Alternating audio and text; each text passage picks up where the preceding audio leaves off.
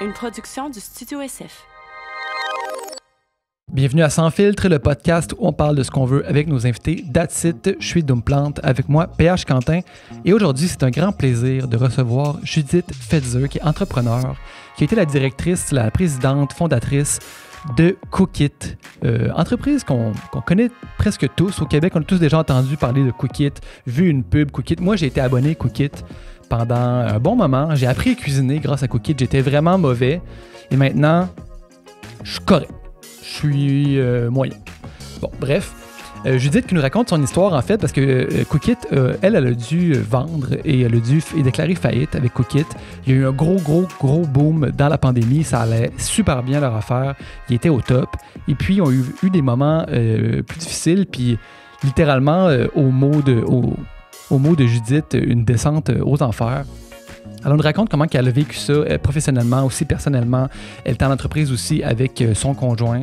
Donc, une vraiment belle histoire d'entrepreneuriat qui nous montre les bons côtés comme les côtés plus difficiles, comme les moments plus difficiles.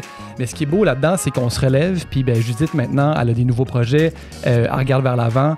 Puis elle va sans doute nous épater avec ses prochains projets. Donc, je pense que vous allez aimer ce podcast-là. Fait que bonne écoute. Le podcast de cette semaine est présenté par nos amis chez Manscaped qui ont lancé un nouveau produit qui s'appelle le Dome Shaver, qui se trouve à être la petite machine que j'ai dans mes mains ici et qui est le cadeau parfait, tu sais, là, avec les fêtes qui s'en viennent, qui est le cadeau parfait pour les personnes chauves dans votre entourage. C'est ce petit rasoir-là. Dom, parle-moi en plus. C'est 5 lames rotatives. Ils sont ici, on les voit. Ils vont se brûler en passant. Ouh, ça shave un dôme. Optimisé pour le rasage de tête, technologie skin safe comme tous les produits Manscaped pour réduire les risques de coupure. C'est entièrement étanche, fait qu'on peut l'utiliser dans la douche. Ouais, quand il n'y a pas de petits poils partout qui traînent. Ça, c'est bon. Ça, c'est un des gros game changers. Un des gros game changers, c'est que c'est waterproof. Il n'y a plus personne qui se plaint des petits poils dans la salle de bain. C'est terminé. C'est vrai, ça. C'est un conflit quand même fréquent dans les relations. C'est comme ramasse tes poils dans la toilette ou sur le plancher de la salle de bain. Tu sais, même si tu veux les ramasser, là, les poils dans l'évier, tous les poils, c'est pas évident. Non, c'est tough. Fait que ça règle ce problème-là. Ouais. La technologie Flex Adjust qui permet à chaque lame de rester en contact étroit avec la tête. Et c'est une autonomie de 90 minutes. Fait que vous pouvez en shaver des dômes en 90 minutes. Vous pouvez shaver quasiment infini de dômes en 90 minutes. Si vous voulez offrir ça à quelqu'un qui est chauve dans votre entourage, utilisez le code promo sans filtre. Ça va vous donner 20% de rabais et la livraison gratuite. Puis ça va envoyer le message à Manscaped que c'est nous qui vous envoie. Fait que ça, c'est bon pour absolument tout le monde. Fait que merci à vous et merci à Manscaped.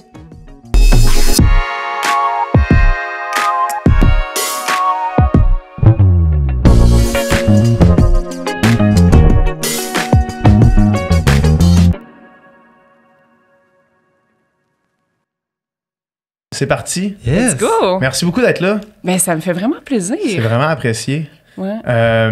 Première question, comment tu vas? Je vais bien. Ouais. Je vais bien. Admettons, vous m'auriez posé la question il y a 6 mois. C'était comme... Tu sais, je passais peut-être... on n'est pas réveillé 24 heures sur 24, là, mais je passais peut-être 16 heures par jour à pleurer. Ah ouais? Ouais. Puis j'ai comme décidé d'embarquer vraiment dans comme dans cette peine-là, dans ces deuils multiples qui arrivaient, comme, pour vraiment aller au bout, puis d'essayer d'en faire une quête personnelle pour devenir comme... Tu sais, moi, j'aime beaucoup le concept de tout le temps essayer d'être, tu sais, comme 1% de meilleur que hier, mettons, là. Fait que, tu sais, d'être la meilleure version de soi-même. Fait que là, j'ai comme eu l'opportunité dans ma vie qui est arrivée de prendre ça puis d'essayer de faire quelque chose de plus beau, plus grand.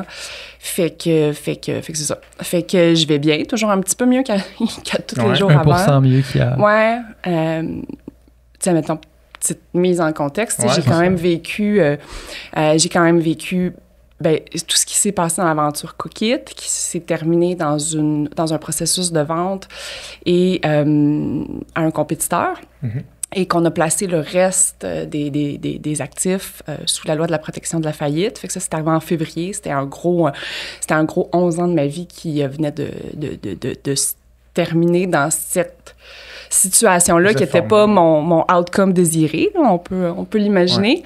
Puis en parallèle à ça, ben il y a ma relation de couple aussi qui a été 12 ans de ma vie, le père de mon fils, le père de mes belles-filles, qui s'est terminé. Fait que tout ça, comme dans le même mois, est arrivé. Là. Fait que là, tu sais, comme... Tu sais, ça a été a lot. Là. Fait que là, on est comme 6 mois plus tard. Puis lui, il était impliqué dans Cookit aussi avec toi, si je me trompe pas. Ouais. Depuis le début. Ouais. Mais en fait, on s'était rencontrés, c'était ma première date Tinder.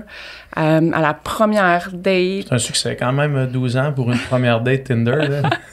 Ça a été le premier gars que j'ai swipé À droite? Ouais. Ah, mon premier match. Ouais. Wow. Première conversation. Colin. Puis j'ai eu un enfant puis une business avec. Fou pareil, hein? Ouais. Fou.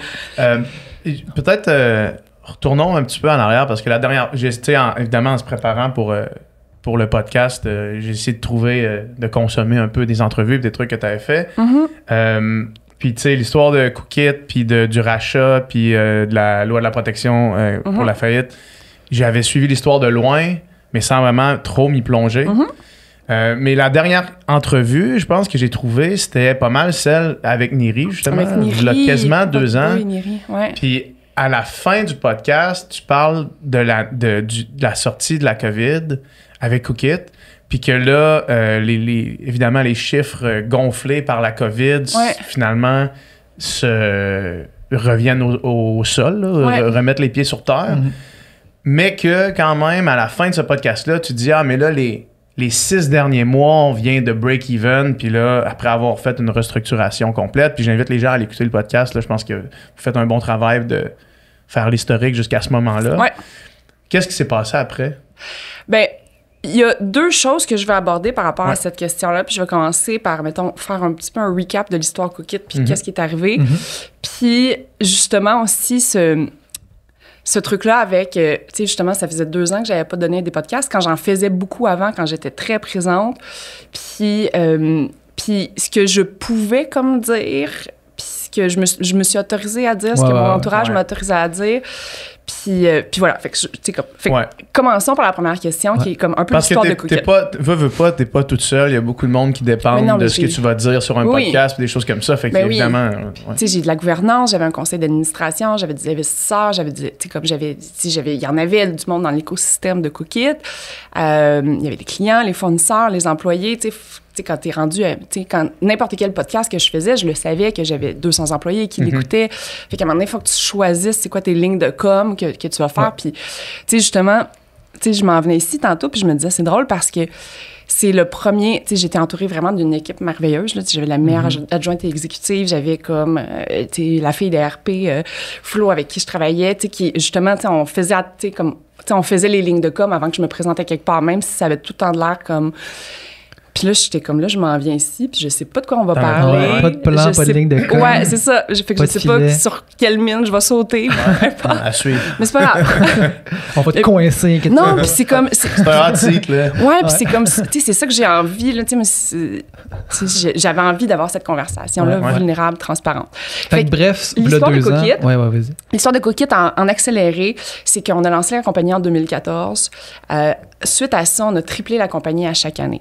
Fait qu'il y a eu l'accélération de la COVID, mais tu sais, mettons, la première année, on a fait 100 000 de chiffre d'affaires, 300 000, tu sais, ça, je l'ai raconté souvent. C'est quand même extraordinaire, là. C'est une croissance exponentielle à ce point-là. Là. Ouais. Puis c'est drôle parce que moi, j'avais tellement l'impression que c'était pas assez vite, là, mais quand même. Ah ouais. Puis...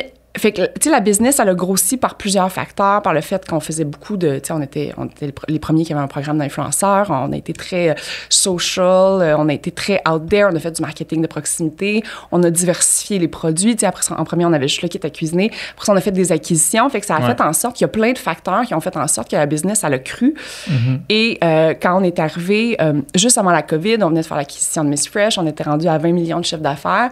Et là... C'est déjà une très, très grosse business rendu là. Tu sais, quand tu parles de 20 millions de chiffre d'affaires, c'est massif. Là. Oui. Ouais.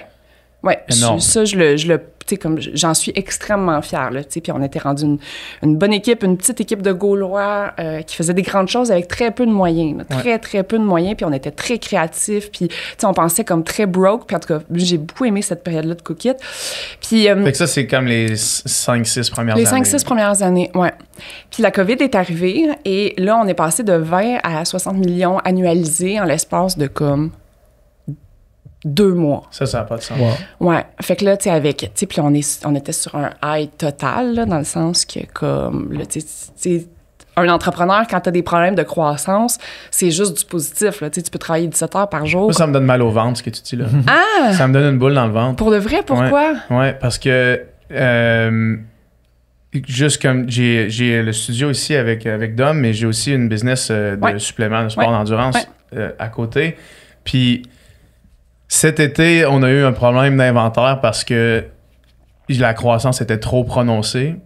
Puis, tu sais, là, le cash flow, tu sais ce que c'est, là, dans le fond. Puis, fait que la croissance était trop prononcée. On a manqué d'inventaire. Fait que là, on perdait des ventes à tous les jours.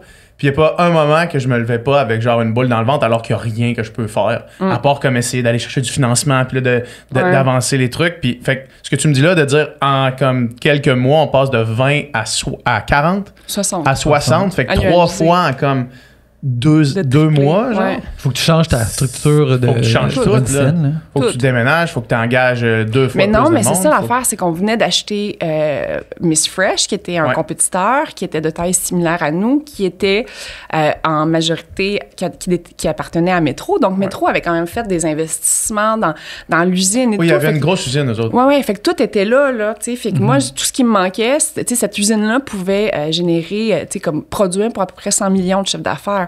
Fait que nous, quand on est, tu sais, la synchronicité de la vie, tu sais, tout c'est comme tellement bien aligné dans notre situation pour faire en sorte qu'on avait la capacité, puis tu sais, il y a plus personne pouvait travailler, tandis que nous autres, on embauchait en malade. Fait que, tu sais, comme, tu sais, fait que tout ça, ça s'est vraiment bien passé. Puis après ça, ce qui s'est passé, c'est... J'ai vraiment senti... C'est plusieurs choses en même temps, mais je vais le partir de moi. Moi, cette période-là, là, genre comme... Moi, je suis Midas, là. Tu sais, je suis rendue Midas, là. Mon ego ne doit plus passer dans la porte. Tu sais, t'as bâti une business de 60 millions, comme, tu sais, avec très peu d'investissement. Fait que, tu sais, quand je dis que je suis Midas... C'est comme 30 000 $ que vous avez mis de votre poche au début? Ouais, ben, j'ai finalement mis un petit peu plus que ça. Pas mal plus que ça. Puis après ça, on est allé chercher des investisseurs. Puis, tu sais, j'avais quand même... Mais mettons, comparé à nos compétiteurs, on était à des années-lumière là, de ce qu'on a fait. Fait que, moi, je l'appelle beaucoup ma période Midas parce qu'à ce moment-là, il y a comme plus... Tu sais, moi, j'ai déjà pas de... Mettons, la notion de risque, elle n'existe pas dans ma tête, là. Tu sais, c'est comme un... C'est un filtre que j'ai pas. Ouais. Mais là... Comme tout ce qu'on touche, ça se transforme en or. Là. On lance ça, on était les premiers, là, on a réussi à faire ça, Fait qu'à partir de ce moment-là, on est comme embarqué. On est embarqué dans une réflexion de, OK, bon, ben là, tu sais, mettons, moi, la première fois que j'ai déposé un plan d'affaires chez Femmes & Sœurs, en 2013, c'était comme, voici la vision de Cookit sur les 5 prochaines années, puis on va se rendre dans une business de 50 millions. Puis on a exécuté, là, genre, to the point. Tu sais, fait que c'est pour ça que, mettons, comme, tu sais, de se mettre des objectifs, là, puis de, comme, tu sais, moi, je me disais à l'époque, je sais même pas ce que je vais manger demain, qu'est-ce que c'est. Puis, mais, fait que ça, on l'a exécuté, puis après ça, c'était comme, OK, fait que là, tu sais, maintenant, on a la donnée, on a, comme, qu'est-ce qu'on fait maintenant, comment on structure les 5 prochaines années. Puis, on est parti, puis on a, comme, décidé... J'ai comme décidé que, tu sais, moi, je voulais qu'on soit bon dans tout. Je voulais qu'on ait une super de bonne équipe finance, je voulais qu'on ait une super de bonne équipe RH, je voulais qu'on ait, tu sais, tout ce qui était de bon, fait qu'on s'est comme pitché dans tout en même temps. Puis, ce que ça a fait, c'est que, admettons, au mois de juin, après cette grosse période-là, là, tu sais, un an parce que, tu sais, comme un an qu'on est embarqué dans la COVID. Fait que l'été après la COVID. Ouais. Juste pour vous donner un exemple, à un moment donné, on a 47 postes d'affichés dans la même semaine. 47 postes qu'on ouvre. Fou, ça. Tu sais, là, les gens là, qui, mettons, tu sais, comme choisir, c'est renoncer, là. Ouais. Ben, tu sais, j'étais entourée de gens qui étaient aussi ambitieux, qui étaient aussi comme... Puis, tu sais, tout faisait du sens parce que, comme, moi, les metrics que j'ai connus les KPI qu'on suivait, les indicateurs de performance qu'on suivait, que ce soit en coût d'acquisition, en marge, combien un client va dépenser, etc., ça fait... À tes souhaits. Merci. Ça fait 6 ans, puis les metrics, ils sont pareils. 6 ans que c'est 3 fois chaque année. Là. Oui, mais croissance, aussi, là. mettons que les clients vont dépenser chacun 1 200 dans leur lifetime value, que le coût d'acquisition est à 40 que le... Tu sais, C'était possible de prévoir, de faire des calculs puis de savoir où est-ce qu'on s'en va. Ben oui, c'est ça. Finalement, puis dans le fond, la COVID a complètement brouillé ces chiffres-là. Oui, mais ça a été surtout le post-COVID. Ouais. Tu sais, le post-COVID. Fait que là, on a comme... Tu sais, on a Hey, 67 employés en même temps, là. Tu sais, nous autres, en ce moment, 47. on a ouvert un poste. 47, on a ouvert un poste, là, puis comme juste essayer de s'assurer de trouver la bonne personne, puis du moins d'avoir assez de candidatures intéressantes. C'est un casse-tête, là, tu sais. Là, t'ouvres 47 postes en même temps, là. Ouais. Tu t'assures d'avoir 47 bonnes personnes. Puis là, après ça, il faut que tu apprennes à les manager. Ouais, Tu sais, faut pour que tu les de vrai, intègres on comme a, du on, monde. tu sais, on a engagé des gens qui étaient exceptionnels. Mais après ça, toi, tu sais, moi, j'avais de l'expérience de management dans le sens que, comme moi, j'apprenais mon expérience au fur et à mesure. Là, chaque situation que je vivais, c'était quelque chose de nouveau. Puis pour mes partners, pour les gens qui étaient dans mon comité de direction, on vivait toute la même situation en même temps, tu sais. Fait que là, comment tu structures une équipe, comment les process, puis ci, puis ça. Puis là, tu sais, c'est comme... Là, il faut que tu rajoutes des levels de management. Puis là, bon, tu sais, fait comme... Fait que, ouais. Fait qu'on est comme parti dans ça, puis on s'est comme... Tu sais, on s'est donné le mandat d'être bon dans tout. Puis après, comme, tu sais, ça a pris comme 6 mois à peu près à partir de ce moment-là, où ce qu'on l'a vu que le vent a changé. Qu'on voyait que de un, la compétition était un petit peu plus accrue parce qu'à ce moment-là, HelloFresh, qui est un gros genre dans le marché aujourd'hui, était pas très agressif jusque-là au Québec. Ils sont entrés dans le marché très, très agressivement. Ça nous a quand même fait mal. Ça a augmenté les coûts d'acquisition, ça a augmenté les budgets marketing. Les gens ont commencé aussi... mais tu sais, c'est parce que dans un modèle d'abonnement, quand tu rentres plein de monde... Il y en a qui vont rester, mettons, il y avait 30 des clients qui restaient pour toujours, mais tu en as 70 des gens qui vont churner dans les 3 prochains mois. Fait que comment tu réussis à attirer autant de monde que ça?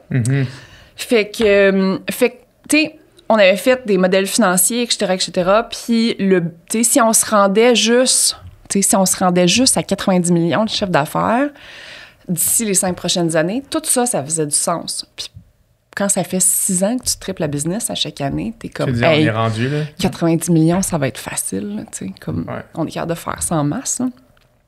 Mais c'est ça. Fait que comme tout l'écosystème a commencé à changer, puis à partir de là, il y a eu beaucoup de choses qui ont commencé à plus faire de sens. Puis là, à partir de là, ça a été comme un 18 mois qui a été... Tu sais, moi, ces 18 mois-là, ça a été très difficile, mais ça a été probablement une des périodes qui m'a fait le plus grandir là, en tant qu'entrepreneur, en tant que présidente. Fait que je suis extrêmement reconnaissante d'avoir vécu cette période-là. Mais ça a été rough en tabarouette. C'est comme le monde, ma gang, on a eu mal. On a eu mal, on a mangé des coups de pelle en pleine face. Ça a été difficile. Fait que, puis tu sais, mettons, une des erreurs que moi j'ai faites, c'est que, tu sais, mettons, on avait 6 ans de data. Fait que, tu sais, quand tu montes, mettons, un modèle financier, ben tu pars de ces variables-là, puis tu les mets dans ton modèle financier, puis là, ça te donne comme un forecast sur les 5 prochaines années. Puis ce qu'on a fait, c'est qu'on a fait comme la moyenne de ces 6 années-là et la nouvelle réalité, puis qu'on les a mis dans le forecast quand on aurait dû tout scraper ça, puis dire le passé, c'est le passé. Ouais. Le passé, il ne reviendra plus. C'est quoi nos chiffres à date d'aujourd'hui? Puis comment on va se structurer pour le futur? Parce que là, on aurait pu avoir beaucoup plus de prévisibilité, puis on aurait pu prendre des plus grandes décisions à ce moment-là qui auraient fait en sorte que, comme les 18 prochains mois n'auraient peut-être pas été aussi... tu sais, parce qu'après ça, là, à chaque semaine, on vivait un peu de décroissance au lieu de vivre de la croissance, puis on continuait à investir en marketing, puis on avait quand même une équipe qui performait extrêmement bien, puis qui lançait des affaires, puis qui a des beaux projets, mais c'était rendu dans un environnement beaucoup plus complexe. Là, mettons, juste sur Google, on était rendu à des coûts d'acquisition de 250$, 300$ en SEM, en Search Engine Marketing, juste à cause de la compétition qui est plus accrue. Quand avant, c'était... 250$ pour un client, il faut qu'il reste un bout. Là. Ben, puis le modèle économique fait plus de sens à partir de là. Tu peux pas acquérir 250$ un client, donner 50$ de bouffe. dans le pic de la COVID, il était à combien ce coût d'acquisition-là? 25$. Ça n'a pas de sens. Oui, mais là, on avait... Non, je comprends, mais quand même. Pour expliquer aux gens qui écoutent, ce coût-là, c'est le coût que toi, tu dois dépenser pour aller chercher un nouveau client, c'est ça? Oui. Fait que, mettons, en web, puis dans un modèle de subscription... Ça se calcule bien, par exemple, en web? Ben, ça se calcule super bien, parce que tu mets toutes tes dépenses marketing dans le même moton, puis tu divises par le nombre de nouveaux clients que tu vas acquérir. Fait que, mettons, tu sais, nous, on avait des budgets awareness, là, on a été sponsor d'Occupation Double, tu sais, fait qu'on avait comme un gros budget, fait que là, tu prends pas juste, tu sais, mettons, sur social, c'était un petit peu moins cher à acquérir un client, tes budgets d'awareness, c'est comme... Fait que, ouais, c'est ça. Fait que là, tu divises ça par le nombre de nouveaux clients. Okay.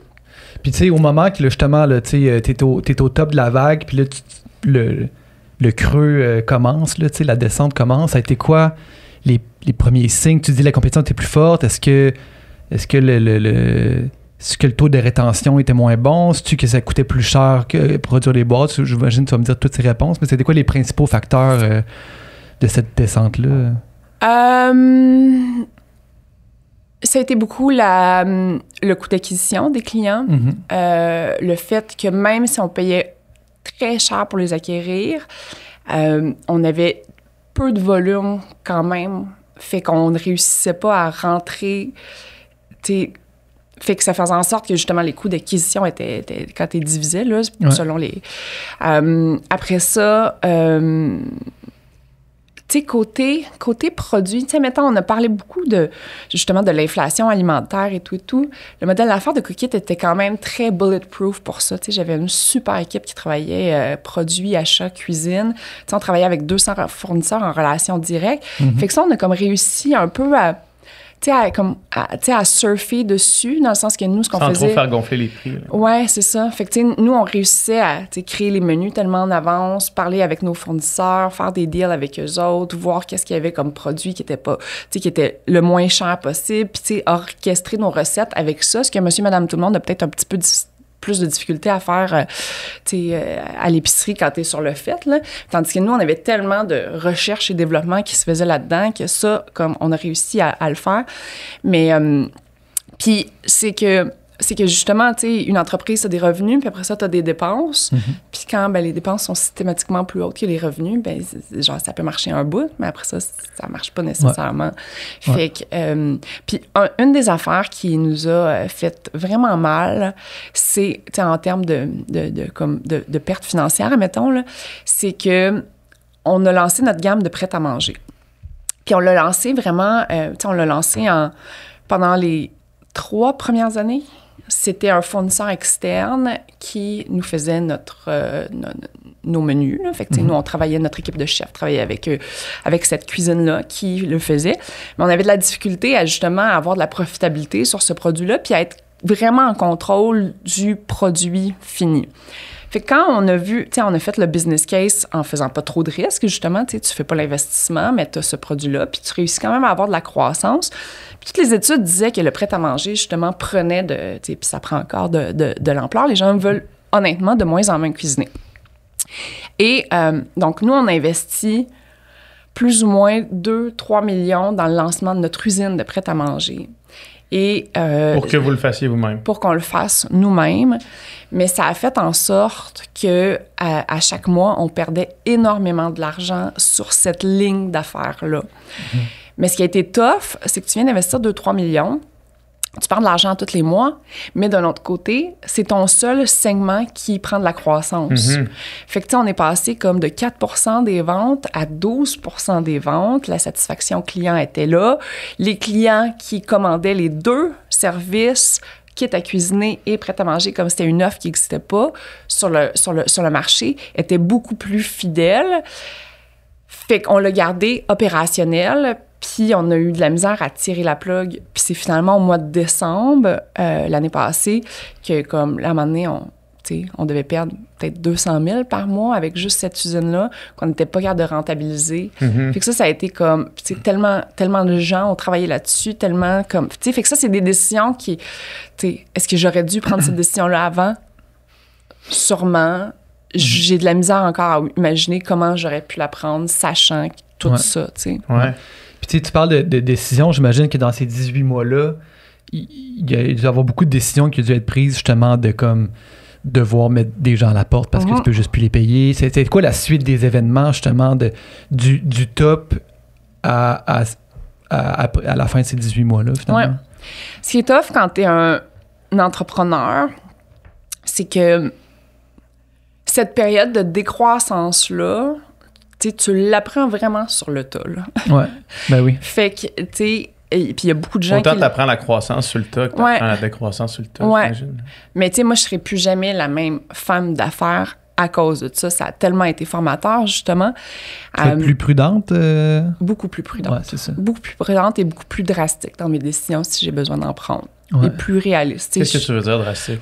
Ben, admettons, tu sais, justement, ce fameux 18 mois-là, là, quand je vous parlais que j'avais, tu sais, je mettais pas les bons chiffres. Puis, tu sais, mettons, moi, j'avais, tu sais, dans le sens que nous autres, tu sais, la gouvernance, c'est des, mettons, c'est un conseil d'administration, puis des gens qui ne sont pas dans l'entreprise, qui viennent un peu superviser ce qui se passe dans l'entreprise pour s'assurer que tout est kosher. Fait qu'à tous les mois, nous, on produisait un MD&A, on avait des board meetings. Un MD&A, c'est un management disclosure. Fait que là, t'as tous les chiffres, t'as tout ici. Tu sais, j'en avais là, des experts qui regardaient toutes nos affaires, puis toutes les décisions qu'on prenait dans Cookit, là, c'était pas un one-woman show, là, puis c'était pas juste les gens de chez Cookit aussi.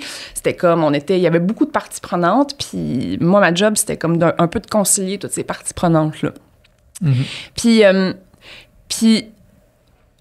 Puis à ce moment-là, justement, tu sais, si j'avais peut-être regardé la situation d'un point de vue plus pessimiste, admettons, ce qui est très difficile, comme je suis une optimiste de nature, là, mais si j'avais regardé la situation avec plus de pessimisme, j'aurais pu prendre des plus grosses décisions au début qui auraient fait en sorte qu'on se serait pas mis dans un comme 18 mois de shit show.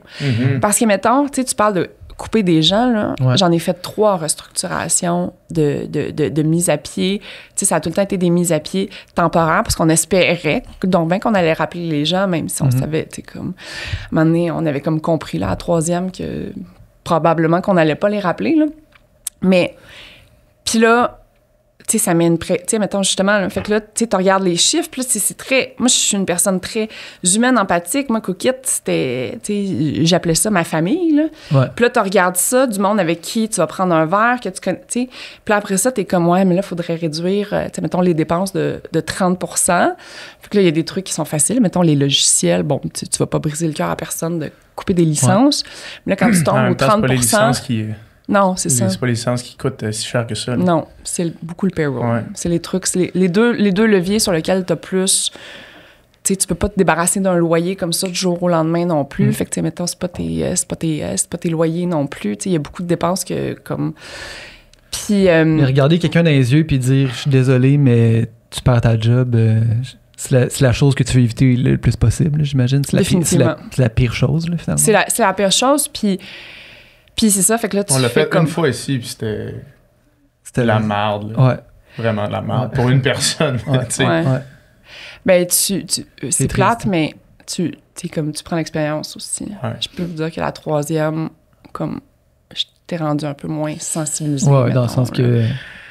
Puis, tu sais, c'est parce que Pas tu fais ça pour protéger aussi la pérennité de l'entreprise, puis protéger les jobs de tout le monde, protéger comme, fait que c'est ça, fait qu'on a fait comme, tu sais, on a coupé les dépenses à 3 reprises différentes, fait que ça a fait en sorte que, tu sais, là, ça vient comme mettre un peu un storytelling de, on n'est pas capable d'atteindre les objectifs, on rend pas, tu sais, puis, fait que là, tu sais, c'est plus, le vibe est plus pareil, là. Même pour le monde qui travaille, là, aussi. Ben, c'est surtout qu'est-ce pour qui le se monde passe qui en haut, travaille, là, ouais. C'est plus comme c'est excitant, on grossit, Ben ça va oui, bien, là, c'est tout à niveau de belles affaires. Ouais, là, tu sais, avant, on lançait des projets, tout le monde sur high-fivait, c'était fou. Ouais. Là, c'est comme, OK, là, tu sais, c'est comme le mindset est vraiment en train de changer. Puis justement, c'est pour ça que je dis, j'aurais dû... Tu sais, puis je changerais fort probablement rien de toute l'histoire. Là. Non, mais tu peux quand même tirer des apprentissages. Mais j'aurais dû prendre des décisions beaucoup plus drastiques à ce moment-là, puis dire, bon, OK, on va comme stripper les dépenses au minimum, on va venir se protéger, puis on va recommencer, on rebâtira à partir de là, mais comme... Tu penses-tu que ça aurait pu sauver le truc? 100%. Ouais? 100%. 100%. J'imagine que tu as eu beaucoup de temps dans les derniers 6 mois pour repenser à tout ça, là. Puis est-ce que ta lecture de la situation, c'est que c'est je vais pas dire de ta faute, mais est-ce que tu portes le 100%. le fardeau de cet échec-là? Ouais. Ah ouais, hein? De par les décisions que tu n'as pas prises ou celles que tu as prises, mais tu le mets sur tes épaules. Là. Ben oui. Ouais. Ben oui. J'ai l'imputabilité. Je pense que ultime. t'aurais pu sauver des trucs extérieurs comme la compétition, le prix des trucs, le moins d'argent dans les poches des consommateurs, avec des choses meilleures qui sont hors de décisions. ton contrôle quand même. Si on était resté beaucoup plus lean, si on avait gardé cette culture, tu sais, ce mindset-là de justement, tu sais, de faire des grandes choses avec pas beaucoup de budget, de comme... Tu sais, à un moment donné, tout était rendu gonflé, artificiel. Là. Tu sais, je vous donne un exemple, mais tiens, mettons... Tu sais, on a signé un contrat avec Salesforce. Salesforce, c'est un CRM qui est fait pour, admettons, les Aldo de ce monde, puis les glaciers de ce monde. Puis, tu sais, fait que les grosses business e-commerce. Là. Puis on a signé ce contrat-là, puis c'était 500 000 par année. Mais l'affaire, c'est que Salesforce, c'est pas du plug and play, là, dans le sens que, mettons, les Aldo de ce monde, puis ils ont des équipes technologiques de 30-40 personnes qui sont dédiées à ces plateformes-là. Ils ont des équipes marketing il y a comme 10-15 personnes qui travaillent exclusivement sur cette plateforme-là. Parce que sinon, c'est comme t'acheter une Ferrari. Mon ancienne directrice marketing, elle disait tout le temps ça. C'est comme t'acheter une Ferrari puis aller au dépanneur avec. Mm-hmm. Tu sais, fait que, comme, quand tu as des dépenses, comme, mettons, justement, mais, tu sais, dans Ça, un contexte où tu t'en vas à 150 millions de chiffre d'affaires, it makes a lot of sense. Mais là, c'est de prendre la dépense puis de prendre le 8 ans de commitment qui vient avec à 500 000 $ par année, comme, c'était la charrue avant... Les bœufs, hein? Ouais, vraiment les bœufs. Ouais. Ouais. Mais c'est... Ça, c'est un exemple parmi Ouais, tant c'est d'autres. ça, parce là, que... tu sais, je peux vous en donner plein, là. Des affaires de même, c'est comme... C'est parce que j'imagine que quand t'es rendu à 60 millions de chiffre d'affaires, t'es comme... L'argent, c'est... Tu le vois plus vraiment, le 500 000, j'imagine? Bien, 500 000, c'est énorme. Mais d'un autre côté, après ça, quand t'as fait un peu des affaires broche à foin, là, tu sais, lean, ben tu payes aussi les prix, là. Tu sais, le prix, là. Tu sais, mettons, nous, notre plateforme technologique, pendant les 6 premières années, on l'a monté avec une équipe de 3 guerriers, là, tu sais, Elic, LQ, puis Seb, puis, tu sais, ils ont fait toute la plateforme, puis tout, puis, tu sais, comme justement, là, tu sais, mettons, je donne l'exemple de nos compétiteurs qui étaient rendus avec des équipes technologiques de 30 personnes. Fait qu'on a réussi à faire des grandes choses, on lançait des affaires, mais la plateforme, c'était un spaghetti parce que, justement, il n'y avait pas le temps de faire comme de la dette technique, puis des affaires comme ça, tu sais. Fait que, comme à un moment donné, tu veux... Tu sais, le but avec les rondes de financement qu'on a faites était vraiment de venir structurer la business, implanter un ERP, tu sais, de l'automatisation, tu sais, toutes ces affaires-là pour faire en sorte qu'on allait poursuivre notre croissance, mais plus structurée, là, plus 4 ploucs dans une pièce qui essaie de, comme, tu sais, changer le monde avec 3 feuilles de papier. C'était peut-être un peu les 4 ploucs qui... Ouais. C'est que t'es passé de 0 à 100. Mais c'est ça, tu sais, je pense qu'il y aurait eu une façon de le faire beaucoup plus...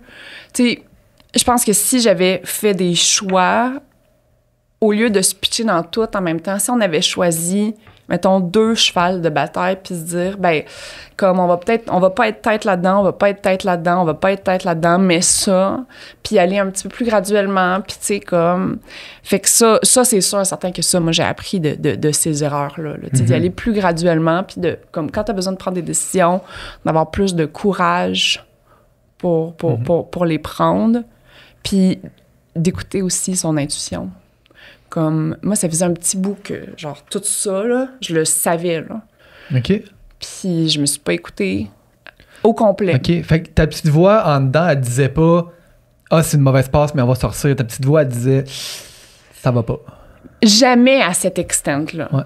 Tu sais, mettons, je vous donne un exemple. L'année passée, il y a 1 an, jour pour jour, nous, chez Cookit, lors de l'été, on a de la décroissance à chaque été, depuis 9 ans, de 30 % parce que nos abonnés partent en vacances, puis à la rentrée, tout le monde revient. Fait que, tu sais, on passe comme, tu sais, si on était à 70, tu sais, là, on repasse. Fait que, tu sais, c'est comme de la grosse croissance qui revient une semaine. Fait que là, tu sais, de la croissance, ça fait comme 1 an et demi qu'on n'est plus capable d'en livrer. Ouais. On travaille très, très fort, comme... sais, nous, septembre, on commence à le planifier. Mais pas, on commence pas à le planifier, mais on commence à l'exécuter à partir de mai, juin, juillet, août. Fait que les équipes travaillent comme sans relâche pendant ce temps-là. Fait qu'on lance pas grand-chose puisqu'on est en train de préparer le back to school. Puis là, au back to school, ça doit être 1 an jour pour jour. On lance tout ça, puis il se passe. Ça se réabonne rien. Pas. Ouais. Genre, puis c'est même pas comme, tu sais, mon 30% de kick-off là, de kicker. Il revient même pas. Puis là, tu sais, nous autres, on faisait des forecasts de prévision de cash flow à chaque mois pour voir comme combien de cash il nous reste, etc. Fait que moi, celui du mois d'août me donnait mai 2024. Fait que j'avais du cash pour te faire d'ici mai 2024. Puis là, tu sais, le plan, c'était que, justement, on parlait avec nos partenaires financiers, puis puis on essayait des affaires. Puis, fait que j'étais pas autrement préoccupée, mettons. Mais celui du mois de septembre fait en sorte que, quand on input les nouveaux chiffres, il me reste du cash jusqu'à ma dernière semaine d'octobre. Puis après ça, on pète aux frettes. 2 mois, là. Ouais. Fait que là, c'est comme... Là, c'est là où que, genre... Là, t'as fait, là, c'est la fin, là. Ben, c'est... Ouais. Ben, c'est comme, là, toute la restructuration à l'interne qu'on faisait. Ouais. Il y a mon auditeur de chez EY qui débarque chez nous dans mes bureaux. Puis lui, il vient de finir mes états financiers du mois de juillet. Wagi. On a un petit problème, là. Puis là, il me dit sur la première page des états financiers, eux autres... S'ils ont des doutes sur certaines choses de la business, pas, mettons, de la véracité des informations, quand c'est audité, c'est parce qu'ils ont tout validé, mais genre sur le futur. Ouais. Puis là, il me dit, j'ai comme 2 pages de going concern.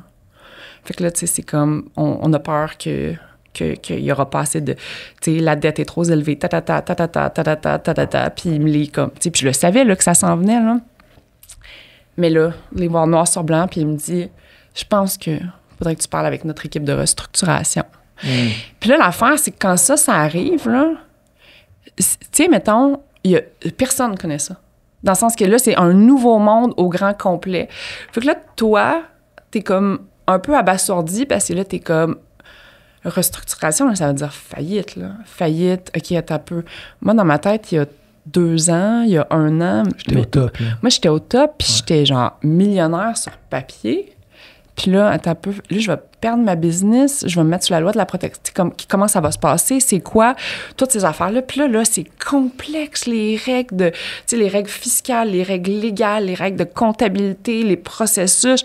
Tu sais, là, maintenant, j'ai fait comme mon restructuration 101 puis 201. Là, fait que là, je le comprends bien maintenant. T'es très équipé maintenant pour la prochaine fois que ça arrive. Mais là, au début, genre, tu sais, les gens, ils parlent de comme, là, il faut trouver un white horse, puis ci, ça, puis là, tous ces nouveaux termes techniques-là. J'étais assis avec mon CFO. C'est un gars qui a 30 ans d'expérience en finance. Puis on ressortait de là mêlés comme des jeux de cartes, là, dans le sens qu'on n'avait rien compris. Là, puis genre, j'avais pris des notes sur mon téléphone. Puis à un moment donné, tu sais, j'ai comme le gars, il disait une phrase, puis je posais 20 minutes de questions par rapport à sa phrase. Fait qu'à un moment donné, je me disais, je vais fermer ma trappe, puis je vais le googler après. Là. Des fois, on dirait qu'on parle pas le même langage que ce monde-là. Ouais, ben pas du tout. Là. Je comprends pas ce que tu veux me dire. Ouais. Je sais que tu viens de me l'expliquer, puis pour toi, dans ton explication, j'ai senti que c'était un peu condescendant, le fait que moi, je comprenne pas. Mais j'ai pas plus compris maintenant. Mais ouais, non, c'est... Puis... la courbe d'apprentissage, quand t'es en croissance puis ça va bien, ça te dérange pas de la faire, mais là, c'est comme une courbe d'apprentissage de quelque chose apprendre à fermer. Ouais. Ouais, mais d'un autre côté, tu sais, dans ma chaise, tu sais, comme, dans le sens que, tu sais, genre, je pouvais pas aller nulle part. Non, c'est ça. Je pouvais pas aller nulle part, puis j'avais beaucoup de... Tu sais, il y avait quand même beaucoup de choses que je voulais essayer de sauver. Tu sais, le plan, initialement, quand j'ai commencé à parler avec les experts en restructuration, c'est que je voulais la racheter moi-même, la faillite. Fait que, comme à un moment donné, l'entreprise a trop de dettes, comme il faut qu'on se restructure, il y a comme plus grand-chose qui fait du sens. Fait que... Tu sais, là, c'est... Puis là, mettons, justement, là, quand tout ça commence à se passer, là, tu te fais... Genre, tu te transformes dans tous les comptes spéciaux. Fait que, mettons, les comptes spéciaux, là, c'est comme... Tu sais, moi, j'avais à peu près 5-6 partenaires institutionnels, bancaires, etc. Là. Fait que là, tu sais, comme eux autres, ils suivent des KPI à chaque mois. Puis quand tu les dépasses, là, quand tu dépasses tes ratios, etc., là, ben, il y a comme une petite lumière rouge qui s'allume. Puis comme justement la restructuration, c'est un monde très complexe, ben là, il te ship à quelqu'un d'autre. Fait que là, la personne avec qui tu bâtis une relation pendant 1 an, 2 ans, 3 ans, ton banquier, là, soudainement, c'est plus la même personne avec qui tu parles. Et j'ai été accompagnée, j'ai eu la chance là, d'être accompagnée par des gens qui ont été, oh mon Dieu, combien empathiques, combien helpful, combien humains, combien, tu sais, tournés vers les solutions. Mais tu sais, c'est ça. Fait que ça devient comme, tu sais, c'est tout un nouvel écosystème où ce que là, tu sais, je passais ma journée avec ces gens-là au téléphone, où ce que là, tu essaies de voir c'est quoi les solutions possibles pour Cookit. Puis on les a comme toutes essayées. Tu sais, dans ma tête, je les ai toutes essayées, les solutions. Mais moi, j'étais encore ancrée sur, tu sais, on va la racheter nous autres même, la faillite. Parce que, tu sais, il faut garder en compte que, là, bon, tu sais, c'est quoi les différentes options? Là, on vient de, tu sais, comme on est en train de, tu sais, c'est que soit on vend de la business, soit qu'on fait juste imploser puis que la business ferme, fait que là, les employés perdent leur job du jour au lendemain, etc., etc. Fait que ça, c'était sûr que c'était pas, tu sais, comme ça, c'était le scénario à tout prix à éviter. Ou après ça, c'était que nous autres, on aille chercher un autre financement, que quelqu'un comme vienne rentrer, puis... Fait que moi, j'ai travaillé sur le 3e scénario beaucoup, tu sais, pendant la majorité de ce processus-là. T'étais pas prête à dire faut que je passe le flambeau, ben faut que je tourne la page. Mais non, mais tu sais, Cookit, puis... C'est ton bébé, là. Cookit puis Judith, là, tu sais, je disais tout le temps, c'est comme... C'est la même chose, la même personne, la même entité. Là. Moi, je me voyais passer ma vie dans ce business-là. Là, j'ai encore du fun. Comme c'est tellement un milieu qui me passionne et tout. Fait que... mais... Fait que, tu sais, quand j'ai choisi mon équipe d'experts de restructuration qui m'ont 100% sauvé la vie, on s'est dit, on va faire avancer tous les scénarios. Puis, tu sais, à la fin, s'il faut prendre un choix pour choisir lequel, si on a genre le choix, tant mieux. It's a nice problem to have, mais on va toutes les faire avancer. Fait qu'on va faire un appel on va faire un processus de vente, on va tout le garder. On va parler avec les financiers, on va voir qu'est-ce qu'il est possible de faire, on va parler avec des nouveaux financiers, etc. Fait qu'on a toutes fait les scénarios. Puis, plus on avançait dans le processus, à un moment donné, j'ai comme pris un 2 jours où que moi, je me suis comme backée de tout ça, là. Tu sais, ce que j'ai fait, moi, j'ai comme besoin de réfléchir, là. Parce que là, tu sais, rendu à ce temps-là, là... Tu vois plus rien, là. Je vois plus rien, là. Tu sais, genre comme... Tu penses juste à ça, tu dors pas bien. Je dors plus, je fais juste réfléchir à ça, c'est comme... Ouais. Puis j'ai comme eu besoin de me distancer puis de faire, OK, si j'ai plus Cookit dans ma vie, ça ressemble à quoi à ma vie? Parce que là, il y en avait pas d'autres plans, là. Ouais. Fait que j'ai pris comme 6 heures, puis je me suis dit, ben, tu sais, je dis, t'es comme une entrepreneur, hein, puis, tu sais, ça fait comme 5 business, là, en tout, que je fonde ou que je fais partie de l'équipe de fondation. Fait que t'es une entrepreneur, t'as pas peur de te lancer, t'aurais-tu peur de te lancer? Y a-tu quelque chose qui pourrait t'allumer? Puis finalement, comme il y a une idée qui me trottait dans la tête depuis un petit bout, puis pendant 6 heures, j'ai comme bâti le plan d'affaires. Puis après ça, j'ai fait comme, OK. Tu sais, genre, il y aurait une vie si ça finit, il y a quelque chose d'autre après. Ouais. Puis c'est comme là, le moment où j'ai comme pris ma décision. Puis c'est drôle parce que je l'ai comme pris en me disant comme si... tu sais, comme si j'avais le choix. Ouais. là. Je l'avais pas, là, tu sais. Ouais. Mais on dirait que ça a comme facilité mon processus de deuil, de comme prendre un ownership, de faire « Ouais, non, c'est comme... » Ma vie n'est pas finie si Cookit est fini. Ouais. Puis après ça, ben, je regardais toutes les parties prenantes de Cookit, que ce soit les clients, que ce soit les fournisseurs, que ce soit les employés, que ce soit, tu sais, comme... Tu sais, il y avait bien du monde qui était impliqué dans cette histoire-là. C'était vraiment pas juste Judith. Ouais. Puis pour moi, il y avait comme un choix qui était comme clair que ce scénario-là était plus bénéfique pour tout le monde. Tu sais, les clients allaient avoir un meilleur... Tu sais, c'est mon compétiteur Fresh Prep. C'était une gang qu'on connaissait depuis 8 ans. Eux autres, ils étaient basés dans l'Ouest. Tu sais, on allait voir leurs usines, ils venaient voir la nôtre. On avait des super de bonnes conversations. On avait vraiment les mêmes valeurs de faire le produit. Eux, ils vous ont acheté. C'est eux autres qui ont acheté Cookit. Puis je me suis dit, ben... Tu sais, justement, leur façon de faire cette business-là, quand je me suis assis avec Drew, qui est le président, quand je me suis assis avec Drew, puis qui m'a expliqué c'est quoi sa vision, puis comment il faisait ça, ben après 1 heure, j'étais comme, OK. T'étais vendu à l'idée. J'étais vendu. Littéralement. Puis ça, cet achat-là, ça, concrètement, ça veut dire quoi? Ça veut dire quoi pour les employés? Ça veut dire quoi pour toi? Ça veut dire quoi pour les clients? Ben, tu sais, mettons... Tu sais, fait que revenons, mettons, justement, là, septembre. Après ça, je trouve mon équipe de restructuration. Après ça, là... Puis à partir de ce moment-là, moi, j'ai décidé d'être extrêmement transparente avec mon équipe. Puis j'ai assis tout le monde dans une pièce. Puis j'ai dit... Je sais pas ce qui va se passer avec Cookit. Genre, je sais pas. Il y a plein de scénarios. Il y a... Je sais pas. On va comme se battre jour et nuit là, pour faire ça. Mais il y a une possibilité que, genre, mettons, dans 2 semaines, ça nous pète tout en pleine face, puis que je sois pas capable de faire vos payes, puis que vous perdiez vos jobs du jour au lendemain. Il y a cette possibilité-là. Je ne peux pas, comme... Tu sais, j'ai fait, tu sais, si vous voulez partir ou peu importe, ou, tu sais, commencer à... Tu sais, comme... Genre, je suis correcte, là, avec ça. Qu'est-ce qu'ils ont fait, ton équipe, quand tu leur as dit ça? Ils m'ont donné le plus beau cadeau de toute l'histoire de l'humanité. Puis il n'y a personne qui est parti. Puis ça, c'était comme en octobre. Puis moi, je leur ai promis la transparence. Je leur ai dit, je vais vous tenir au courant de tout, dans tous les détails. Même comme, tu sais, ça devient compliqué, là, parce que, tu sais, mettons, un processus de vente, là, et c'est long, c'est laborieux, il y a de la négociation, le monde sortir, le monde revienne, genre, là, tu sais, c'est comme, t'as pas, tu sais, il y a... Fait que, comme, c'est un processus émotionnel incroyable, là. Puis à chaque semaine, on les a tenus au courant. Puis on a réussi, tu sais, je vous disais qu'on avait du cash comme pour toffer jusqu'à la fin octobre. Ben, au final, quand on a vendu Cookit le 6 février, il reste encore un peu de cash dans le compte à banque qui a servi à rembourser certaines personnes. Fait que le tour de force que ces gens-là ont réussi à accomplir pendant que moi et mon CFO, on était occupés à s'occuper du processus de, que ce soit du vente ou peu importe. Fait qu'ils m'ont fait le plus beau cadeau ever. Puis, ouais, puis c'est comme justement, tu vas-tu être transparent? C'était comme une grosse question, là, mais je me voyais pas Ne pas l'air. Ouais, c'est comme trop gros, là. En passant, tu vas peut-être pas avoir de paye dans 2 semaines. Puis c'est quoi l'intérêt pour cette business-là de dire, OK, parce que je veux pas, le Cookit est en déclin, là, tu sais, puis des autres de voir ça, puis de dire, OK, il y a une opportunité d'acheter ça pourquoi, finalement? Et les autres, ils ont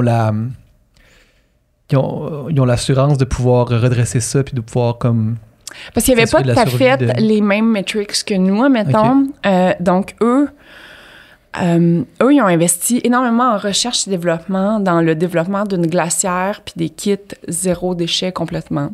Fait que, puis ça a tout le temps été la plus grosse critique. Un gros concern, là, ouais.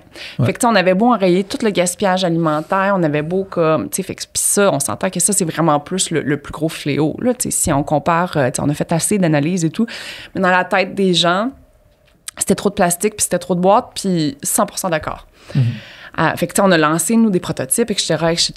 Puis, tu sais, mettons, on aurait peut-être dû investir plus là-dedans, puis peut-être moins dans d'autres fonctions, mettons. Tu sais, quand je dis qu'on aurait dû faire des choix, puis qu'on aurait dû rester focus, tu sais. Eux, c'est le pari qu'ils ont fait.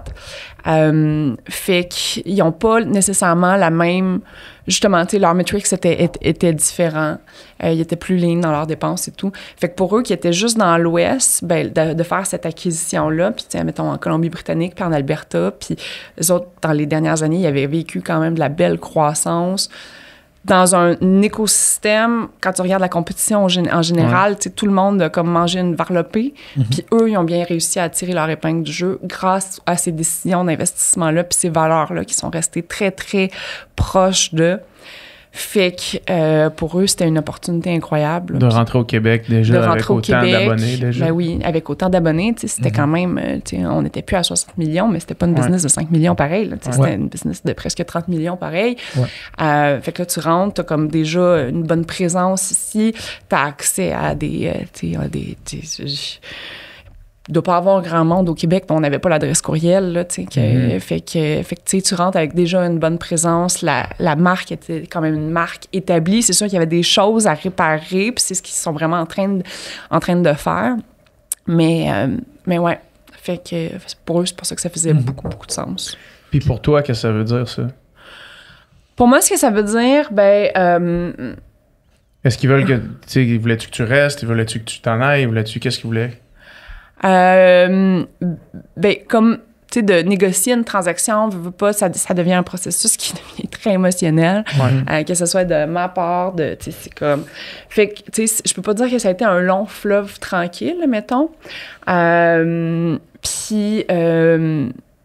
Puis après, tu sais, justement, on avait parlé que je reste très impliquée dans Cookit pendant un petit bout. Puis c'était comme pas... tu sais, moi, mettons, mon poste, c'était CEO de Cookit, puis cette job-là était déjà comblée par quelqu'un d'autre. Tu ne te voyais pas travailler pour quelqu'un d'autre? Non, puis peut-être que j'étais un peu trop ancrée dans comme, oui, mais nous autres, c'est comme ça qu'on fait, puis tout. Fait que, Fait que... Vous entendiez pas, finalement? C'est pas qu'on s'entendait pas. C'est, tu sais, je les ai vraiment aidés pour tu sais, comme la grosse partie de l'intégration, là, quand tu fais une acquisition comme ça, il y a comme un plan d'intégration et tout. Puis je les ai aidés dans cette portion-là. Puis après, tu sais, fait que je suis restée quelques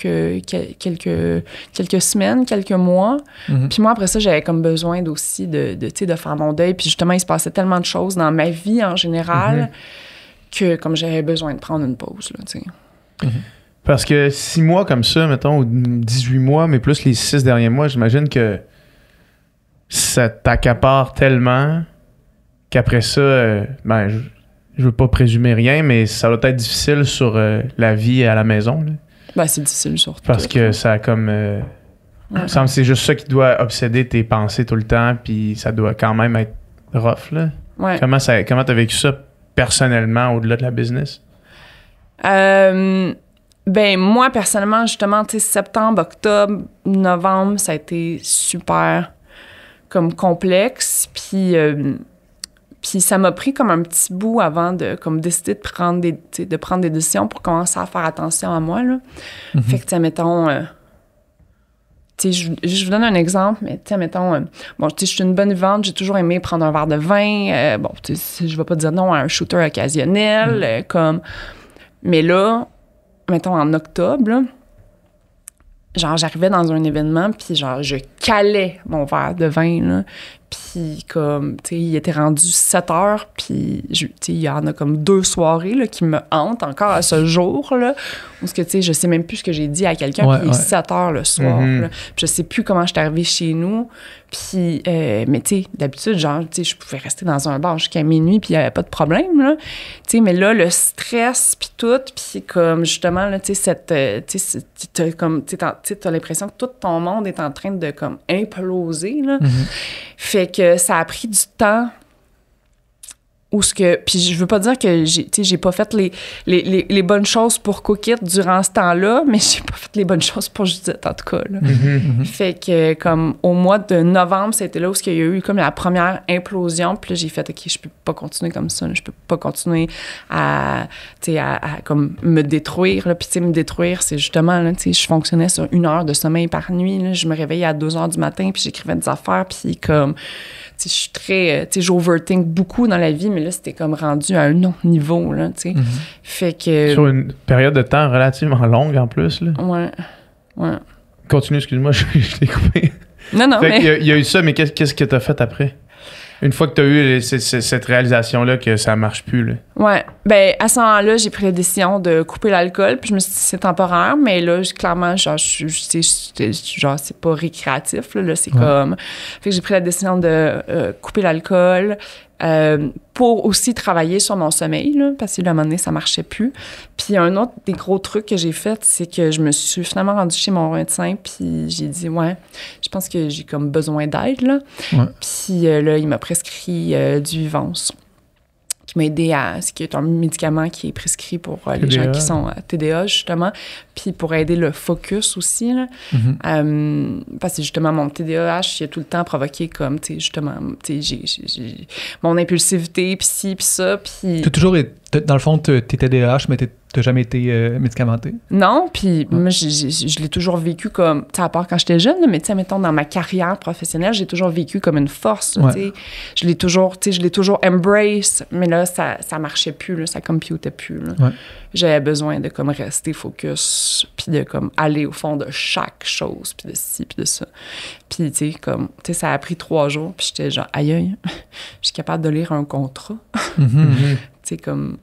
Puis là, je me suis amusée à toutes lire les contrats qu'on n'avait jamais signés. Toutes les relire, là. Ouais. For fun. Ouais. Fait que ouais, ces quelques décisions-là ont fait en sorte que j'ai été capable de passer, de rester très focus sur la business, de mettre comme la vie personnelle un peu en pause, tout en gardant justement mes responsabilités de maman, ma vie. Puis ben c'est ça. Puis ça a eu des impacts sur ma vie de couple aussi, là, qui... Ouais, ça, c'est arrivé pendant l'achat, en fait? Ouais. La séparation? Mais... On n'est pas obligé d'embarquer trop là-dedans, là, ça implique quelqu'un d'autre, là. Mais... ouais, c'est arrivé en... Tu sais, en fait, ça faisait un petit bout que, comme... Tu sais, on s'était laissé, on avait repris, on s'était laissé. Fait que, tu sais, ça faisait comme un petit bout, là, que... Quand il est venu travailler chez Cookit, autant, tu sais, Pat, ça a été...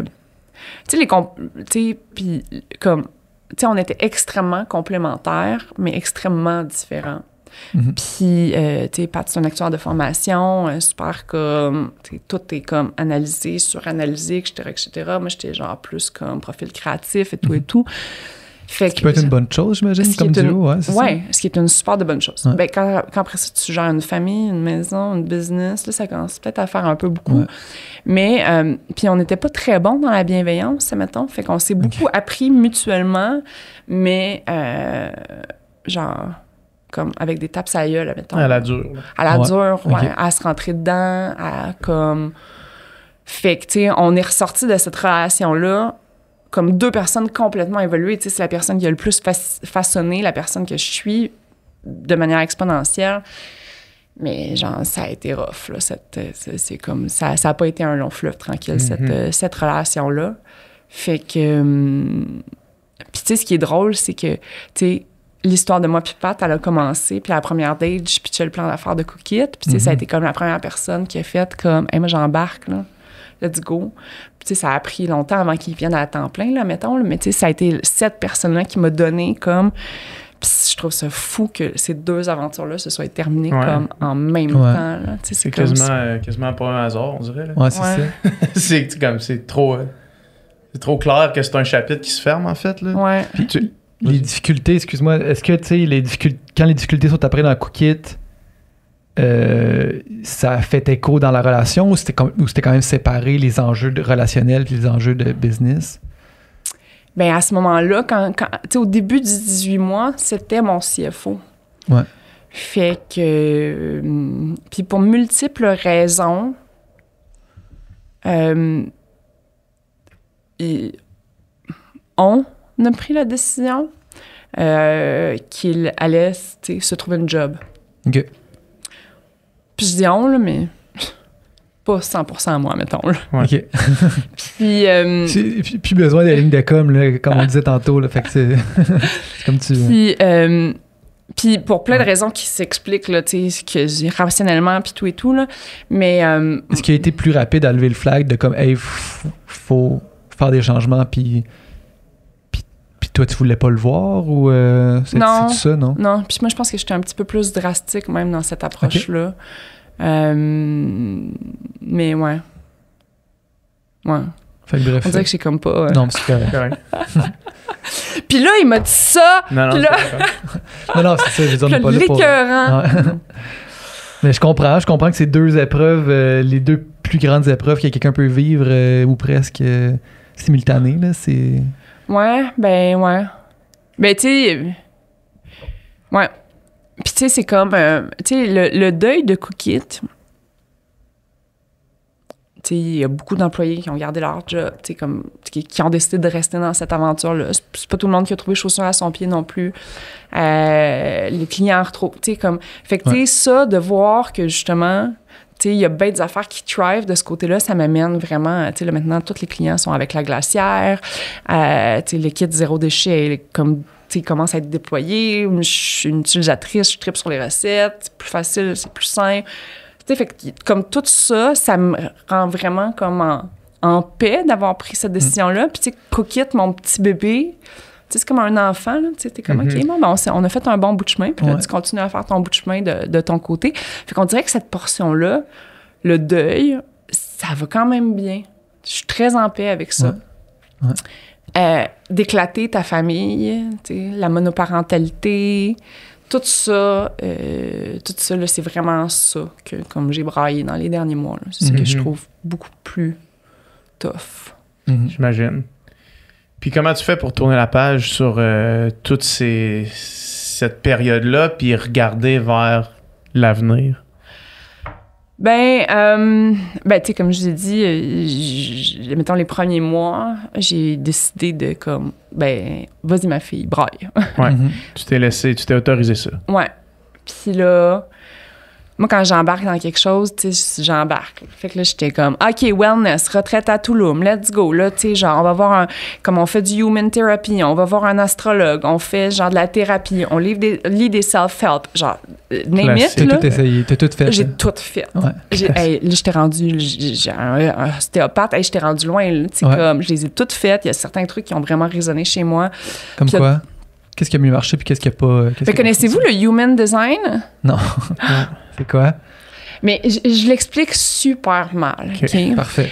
Mais, en gros, c'est comme un peu de l'astrologie, mais j'ai vraiment de la misère à l'expliquer, mais c'est comme une carte qui t'apprend à voir qui tu es. Mais tu veux-tu rencontrer quelqu'un ou c'est juste une carte que t'achètes? Je m'étais fait faire une lecture par une fille à Tulum, justement. Qui était qui fait ça. Ouais, qui fait ça. Puis elle, ce qu'elle me disait, tu sais, mettons dans la psychologie, tu sais, parce que j'ai fait quand même beaucoup j'ai vu beaucoup de thérapeutes, de psychologues, etc.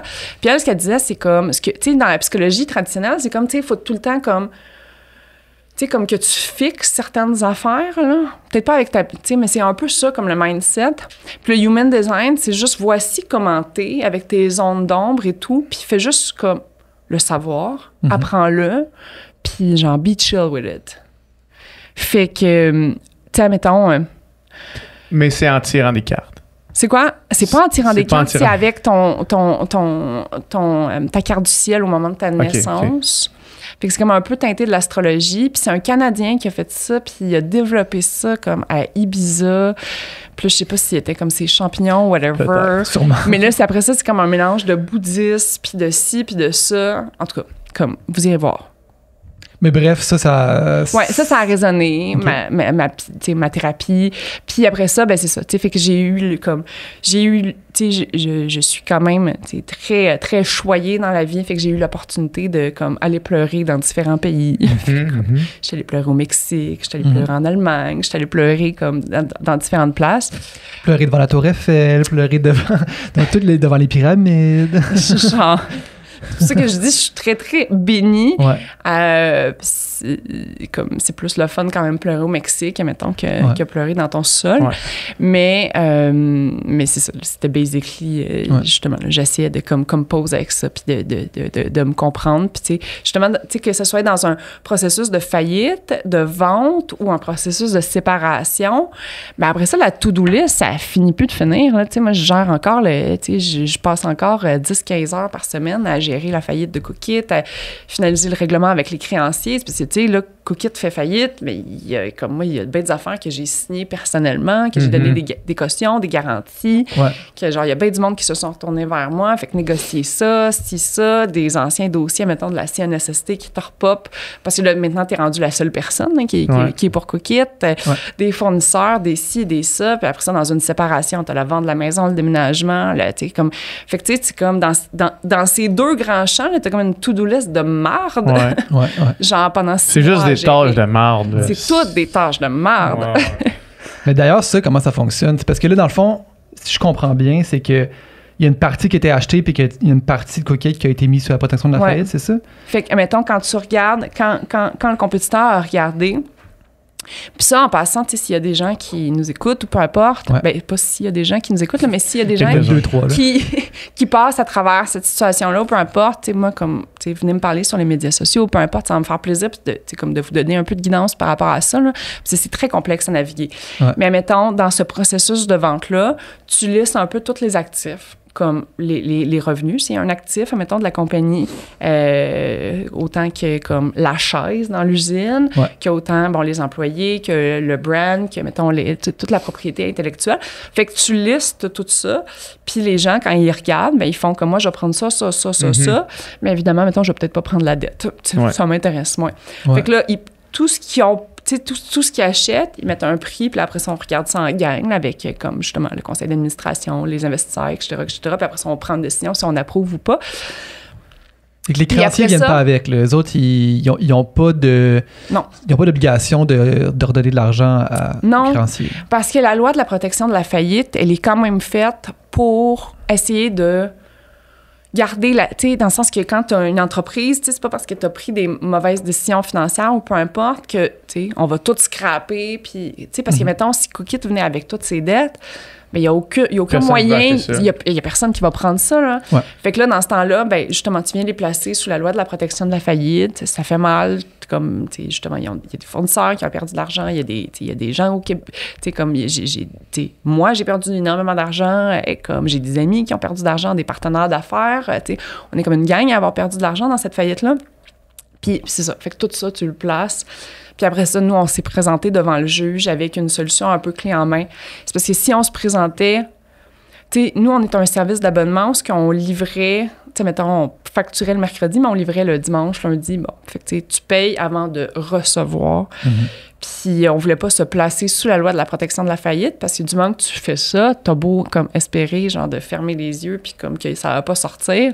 Mais... on sait bien que les journalistes, ils vont quand même checker régulièrement pour voir, y a-tu des nouvelles, tu sais, c'est un registre qui est super facile à accéder, là. Fait que tu fais juste cliquer une refresh une fois de temps en temps. C'est sûr que peut-être ma boîte du mercredi, je la prendrai pas, mettons. Ben c'est ça. Fait que là, on s'est dit, si ça sort dans les médias, avant qu'on ait une solution clé en main, il y a une possibilité que, genre, tout se mette à imploser. Là, les fournisseurs vont faire, ben là, comme, tu arrange-toi, puis je sais même pas comment je vais faire pour être payé, puis etc. Fait qu'on est arrivé comme devant le juge le 5 février avec une situation, tu sais, une solution pas mal clé en main. De voici tout ce qu'on a fait, on a regardé toutes les solutions. C'est celle-ci la meilleure. Puis, comme, fait qu'on est resté comme sous la loi de la protection de la faillite pratiquement 24 heures. Là. Puis, l'argent de l'acquisition des actifs va directement aux créanciers ou... Oui, mais après ça, t'as comme, tu sais, quand t'as comme... bon, quand t'as des gens qui mettent de l'argent dans une business, peu importe, là, tu sais, comme tu vas avoir des créanciers en premier rang, en deuxième rang, puis après ça, tes créanciers en premier rang, fait que c'est, mettons, ta marge de crédit que t'as avec ta banque, ben eux, habituellement, ils viennent prendre aussi une caution personnelle. Fait que, comme tout dépendant, puis à chaque fois que tu rajoutes la nouvelle dette ou peu importe, il y a comme une négociation qui se passe parce que, tu sais, on dit tout le temps « new cash is king ». Fait que, mettons, la personne qui va mettre le dernier financement va dire « ben moi, je vais te le faire, mais moi, je veux arriver en premier rang ». Fait que là, tout le monde doit comme céder son rang parce que le dernier qui est rentré. Puis après ça, ben, tu sais, c'est toutes des conditions que tu négocies comme quand tout va bien. Tu sais, moi, mettons, justement, là, des cautions personnelles pour Cookit, là, j'en ai signé, là, tabarouette, là, je te signais ça comme si c'était des Klondike, là, tu sais. Fait que, parce que moi, dans ma tête, it was good, là. Ça va bien. Fait que c'est ça. Fait que là, après ça, l'argent de la vente, ben, elle est distribuée, justement, à ces créanciers qui sont en premier rang, puis par prorata, puis après ça, bon, ben, tu sais, c'est comme, tu sais, ça peut aller en cascade. Il y a certains cas de faillite qui réussissent à payer tout le monde. Nous autres, ça n'a vraiment pas été notre cas. Mais après ça... Puis toi, personnellement, mettons, sans vouloir être indiscret, t'en restes-tu au final de ça? Non. Mais non. OK. Non, parce qu'après ça, moi, je suis actionnaire de la compagnie. Fait que, tu sais, les actionnaires, tu sais, tu passes en bas de la pile. Là, OK. Oui. OK, fait que c'est pas une vente, le fun de je vends ma compagnie, puis... Non. Ouais, je comprends. Non. Il te reste combien de temps tu penses à gérer ces deux choses-là? parallèle? Est-ce que ça tire à sa fin, la to-do list qu'on parlait, là, la to-do list de shit? Je te dirais que, mettons, 95% de cette to-do list est cochée. Puis là, avec le retour, là, tu sais, mettons... dans le temporel, on est début septembre là, quand on tourne. Fait que là, avec le retour à tout le monde au bureau, on va finaliser de négocier certaines affaires.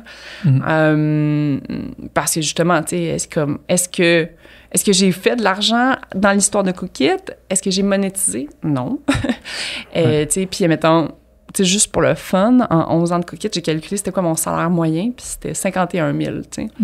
Fait que... Une business de 60 millions, 51 000 pour la CEO, c'est pas tant que ça. Non, mais tu rendu là, j'étais rendu avec un salaire qui était benchmarké, mais quand tu fais la moyenne par 11 ans, tu sais, les 3 premières années, je me suis pas payée, puis après ça, on est resté comme à 40 000 un bout, puis après ça, bon... Tu sais, fait que moi, j'en ai jamais eu d'événement de liquidité, j'ai pas vendu une partie de la compagnie pour me mettre l'argent dans mes poches, tu sais, fait que je vivais très, très bien, là. Sauf que, au final, tu sais, c'est ça. Je sors de comme cette aventure-là avec pas grand-chose. Beaucoup d'apprentissage. Beaucoup d'apprentissage. Puis avec ce que tu as mis de côté, finalement, pendant que tu travaillais. Voilà, puis avec d'autres deals que j'ai fait en immobilier, puis etc. Puis à me ramasser à devoir payer quand même des grosses factures. Parce que ça, comme j'avais un peu la pensée magique que beaucoup de créanciers... laisserait comme tomber, puis c'est pas toutes les affaires qui sont négociées encore, puis j'espère encore, mais... Il y en a encore qui cognent à la porte puis qui disent on aimerait ça. Ouais. Puis ça, comme, tu sais, moi, je me relance plus en business avec autant de, tu sais, comme de caution personnelle. Je veux comme les renégocier. Fait que, tu sais, mettons, cette to-do list-là a fait en sorte que, justement, tu sais, chaque étape, ça te fait comme un rituel de deuil, ou ce que, bon... Fait que mettons, tu sais, depuis, tu sais, j'ai déménagé avec mon fils que j'ai en garde partagée maintenant, tu sais, à partir du 1er juillet. Ça, c'est venu vraiment aider, là, tu sais, comme, OK, on va commencer à se rebâtir un nid, là. Tu sais, ça, c'était comme le premier truc qui était comme le fun sur la to-do list, là, tu sais, décorer, puis comme refaire notre écosystème, puis être bien. Puis après ça, c'est ça, là, c'était comme la grosse réflexion de, OK, mais what's next, là? What's next? Parce que pendant un bout, je l'ai vécu très... tu sais, comme des deuils, puis comme une sensation de perte, de comme... Tu sais, ça a duré comme 3-4 mois. Puis à un moment donné, j'ai une amie qui est venue souper chez nous, puis qui était comme, mais non, mais c'est vraiment excitant, t'as une page vierge, comme What's next? New beginnings. Tu peux écrire genre comme un nouveau chapitre. Puis comme elle l'a dit avec tellement d'enthousiasme que j'ai comme pas eu le choix de la croire, puis j'ai fait, OK, c'est vrai. Comme fait que... Mais tu te sens pas complètement rendu là, encore, à penser à what's next? Ouais. T'es rendu là? Ouais. Je me suis comme dit, durant cet été, c'est peut-être au mois de mai. Au mois de mai, mon téléphone a commencé à beaucoup sonner, parce qu'en premier, j'étais comme, bon, tu sais, j'ai pas vraiment le choix d'être entrepreneur dans la vie, puis de toute façon, tu sais, je ferais quoi comme job? Tu sais, j'ai pas... Moi, je suis un jack of all trades, mais j'ai pas de spécialisation en tant que telle. Tu sais, je vais pas aller VP marketing, je vais pas aller VP opération, VP légal. Genre, comme je les connais pas, ces jobs-là, là. Mais je les connais un peu, mais tu sais, je les connais pas pour les exécuter convenablement. Fait que... Puis étrangement, pas étrangement, mais mettons, au mois de mai, mon téléphone a commencé à beaucoup sonner. Puis... tu sais, puis tout partait d'une décision, là, à un moment donné. Tu sais, quand tu le sens pas, là, puis moi, j'ai appris à me crisser patience dans ce temps-là, là, si j'ai comme pas la motivation, si j'ai pas l'énergie, genre, c'est correct. Genre, comme demain, c'est un autre jour, puis peut-être que demain, ça viendra, puis c'est pas venu demain non plus. Puis tu sais, comme... Mais j'ai vraiment appris à me crisser patience sur ces périodes-là. Puis je fais confiance qu'à un moment donné, genre, je vais me réveiller, puis je vais avoir l'inspiration. Puis au mois de mai, un matin, je me suis réveillée à 5 heures du matin, là, comme une personne vraiment saine. Puis je prenais mon café, puis j'ai fait comme, OK, là, c'est comme là, genre, je suis prête. Puis non, parce que mon téléphone a commencé à sonner à ce moment-là, puis là, j'ai commencé à me faire offrir des postes de présidence dans différentes entreprises. Puis de un, mon ego était comme extrêmement flatté. J'étais comme, OK, tu sais, cool. Puis, tu sais, des belles opportunités. Puis là, ça a fait en sorte... Puis il y a quelqu'un qui m'avait dit, un de mes mentors, j'en ai comme 400, là, mais... pas 400, là, mais tu sais, j'ai beaucoup de mentors dans la vie. Puis un de mes mentors qui, après ça, m'avait dit, tu sais, j'avais dit, OK, ben Bill, what's next? Puis il m'a répondu, là, tu vas prendre 100 cafés ou 100 lunch avec 100 personnes qui t'inspirent. Tu fais le tour de cette liste-là 2 fois, puis après ça, tu vas le savoir. Puis j'ai fait comme OK. Fait que, j'avais drafté ma liste. J'ai commencé à, je pense que je me suis rendue peut-être à 25, 26. 100, c'est quand même beaucoup, là. C'est quand même beaucoup. 100 personnes inspirantes qui vont accepter d'aller prendre un café avec toi. Pas que le monde n'accepte pas de prendre un café avec toi, mais moi, je pense pas qu'il y aurait 100 personnes avec qui je pourrais aller prendre un café demain. Là. Mais surtout sachant que t'es une personne... Ben oui, c'est... Ben, OK. 100 pour dire « Hey, j'aimerais ça jaser. » Ben oui. Salut, j'aimerais ça jaser. Creuser un peu ton cerveau. C'est fou. Mais les gens, ils embarquent tellement, là. Mais c'est drôle que tu dises ça parce que... Juste sur le podcast, on est rendu à 250, tu sais, dans le fond. Oui. Dans le fond, on l'a déjà fait. Ouais, c'est vrai. On prend un café avec des gens inspirants. That's it. Mais ouais, c'est drôle que tu dises ça. Ben, je vais me lancer un podcast, moi aussi, d'abord. Ben oui, c'est une bonne idée. Efficience. De prendre 100 cafés avec 100 personnes différentes parce que quand tu parlais, puis tu as sûrement déjà fait le lien entre ces deux affaires-là de ton côté, mais quand tu parlais sur le podcast de Niri ici, tu disais que l'idée de Cookit était venue... ou du moins l'idée de te lancer en affaires était venue quand t'étais allé comme géo au Club Med, puis qu'à chaque dîner, tu t'assoyais avec du monde qui ont l'argent d'aller dans un Club Med, puis tu jasais avec eux, puis l'idée de te lancer en affaires est venue après des conversations comme ça avec plein de monde inspirant ou du monde qui ont réussi dans leur vie. Fait que là, le fait de faire ça... Non, c'était ma décision d'aller à l'université, mais... Ah, c'est ça. Tu mélanges deux histoires en même temps, mais... Ouais. Non, mais c'est le même principe d'avoir une révélation, de faire... Ouais. C'est vrai que dans le fond, que de parler à des gens, tu t'inspires pour la suite. Ah, ben incroyable. Puis, moi, autant dans l'histoire de Cookit que... Tu sais, moi, j'ai jamais eu peur d'avoir l'air un peu tweet, puis de, comme, cold caller quelqu'un ou, tu sais, de demander, justement, à n'importe qui d'aller prendre un café. Tu sais, genre, tu sais, j'ai Monsieur Bouchard, tu sais, comme, dans le sens que j'ai la chance d'être incroyablement entourée. Là. Moi, j'avais vu, c'était Gary Vaynerchuk qui disait ça à l'époque, puis il disait comme t'es le reflet des 5 personnes avec qui tu passes le plus de temps. Puis moi, ce principe-là, là, je l'ai comme appliqué en tabarouette. Fait que, tu sais, j'ai comme ma garde rapprochée d'amis que j'ai depuis genre 25 ans, là, puis qu'on se lâche pas comme un pot de colle. Mais après ça, tu sais, j'accepte que le monde vont rentrer, vont ressortir de ma vie, puis comme on va s'inspirer. Puis, fait que, tu sais, j'essaie comme tout le temps de m'inspirer, tu sais, de m'entourer des gens que je trouve comme que j'aime, comment leur cerveau réfléchit, que je genre comme, tu sais, j'adore aller prendre un café avec quelqu'un, puis tu sais, tu lances une idée, puis la personne est rendue 20 minutes plus loin, genre comme, tu sais, voir réfléchir quelqu'un, je pense que c'est ma chose préférée au monde. Fait que pour moi, ce truc-là de, comme, va prendre 100 cafés, c'était quelque chose qui était très, très proche de ce que j'avais envie de faire. Puis moi, les gens, ça m'énergise vraiment, comme... Tu sais, fait que, mettons, quand je vis des grandes difficultés, je vais, comme la plupart des gens, j'imagine, mais je vais avoir tendance à me reculer puis à me refermer. Puis, tu sais, vraiment comme, tu sais, avoir 1 ou 2 personnes dans ma garde rapprochée. Tu sais, ma meilleure amie, dans les 6 derniers mois, à tous les jours, à 9h15, on s'est parlé pendant une demi-heure, 45 minutes, puis elle voulait savoir, comme, comment j'allais, puis que, comme... Tu sais, elle a été un support incroyable, mais après ça, tu sais, je laissais rentrer comme 1 ou 2 personnes dans ma garde rapprochée, puis... Mais de recommencer à avoir des gens, puis de, comme, justement, de s'inspirer, pour moi, c'est le truc que je trouve le plus énergisant. Fait que, what's next?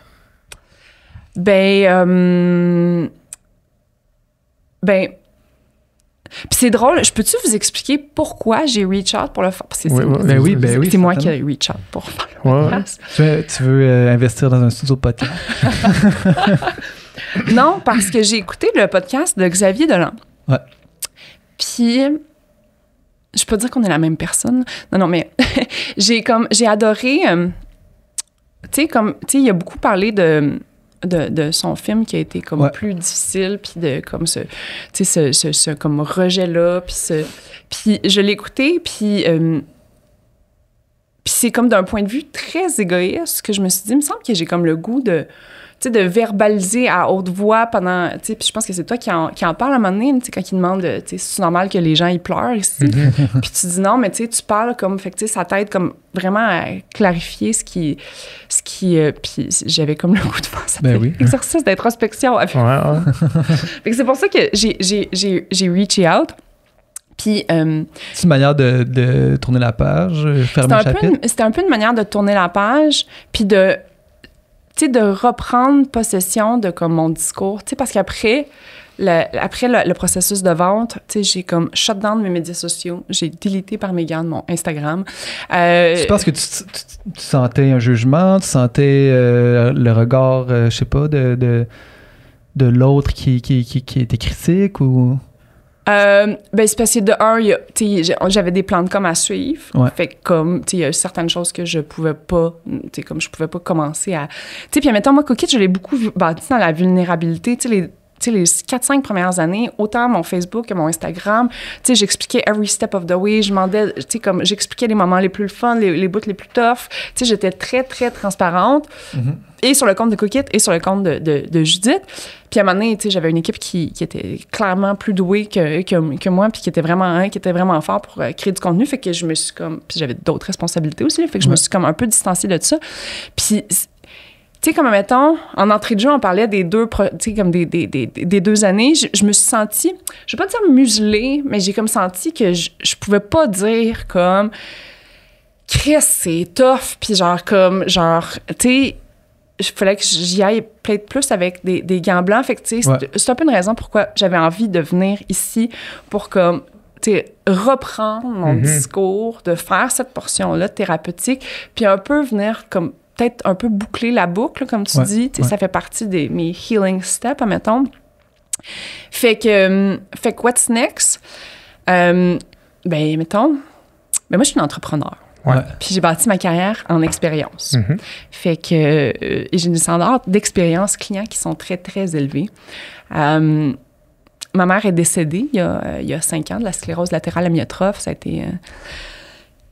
Puis à ce moment-là, j'ai été très shakée de voir l'expérience que je vivais en tant qu'endeuillée dans la préparation de ses funérailles, etc.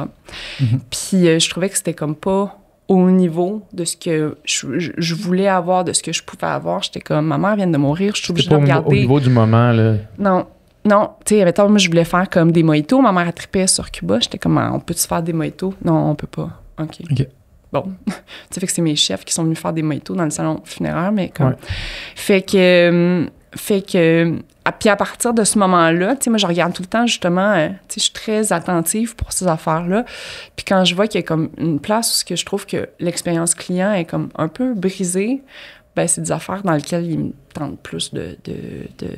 Fait que depuis les 3-4 dernières semaines, j'ai pris la décision officiellement, tu sais, j'ai décidé d'enlever tout le bruit. Fait que, je me suis sortie de tous les processus d'emploi. Puis j'ai décidé de me focusser à 100% à relancer ma prochaine entreprise qui sera quelque chose dans le monde funéraire.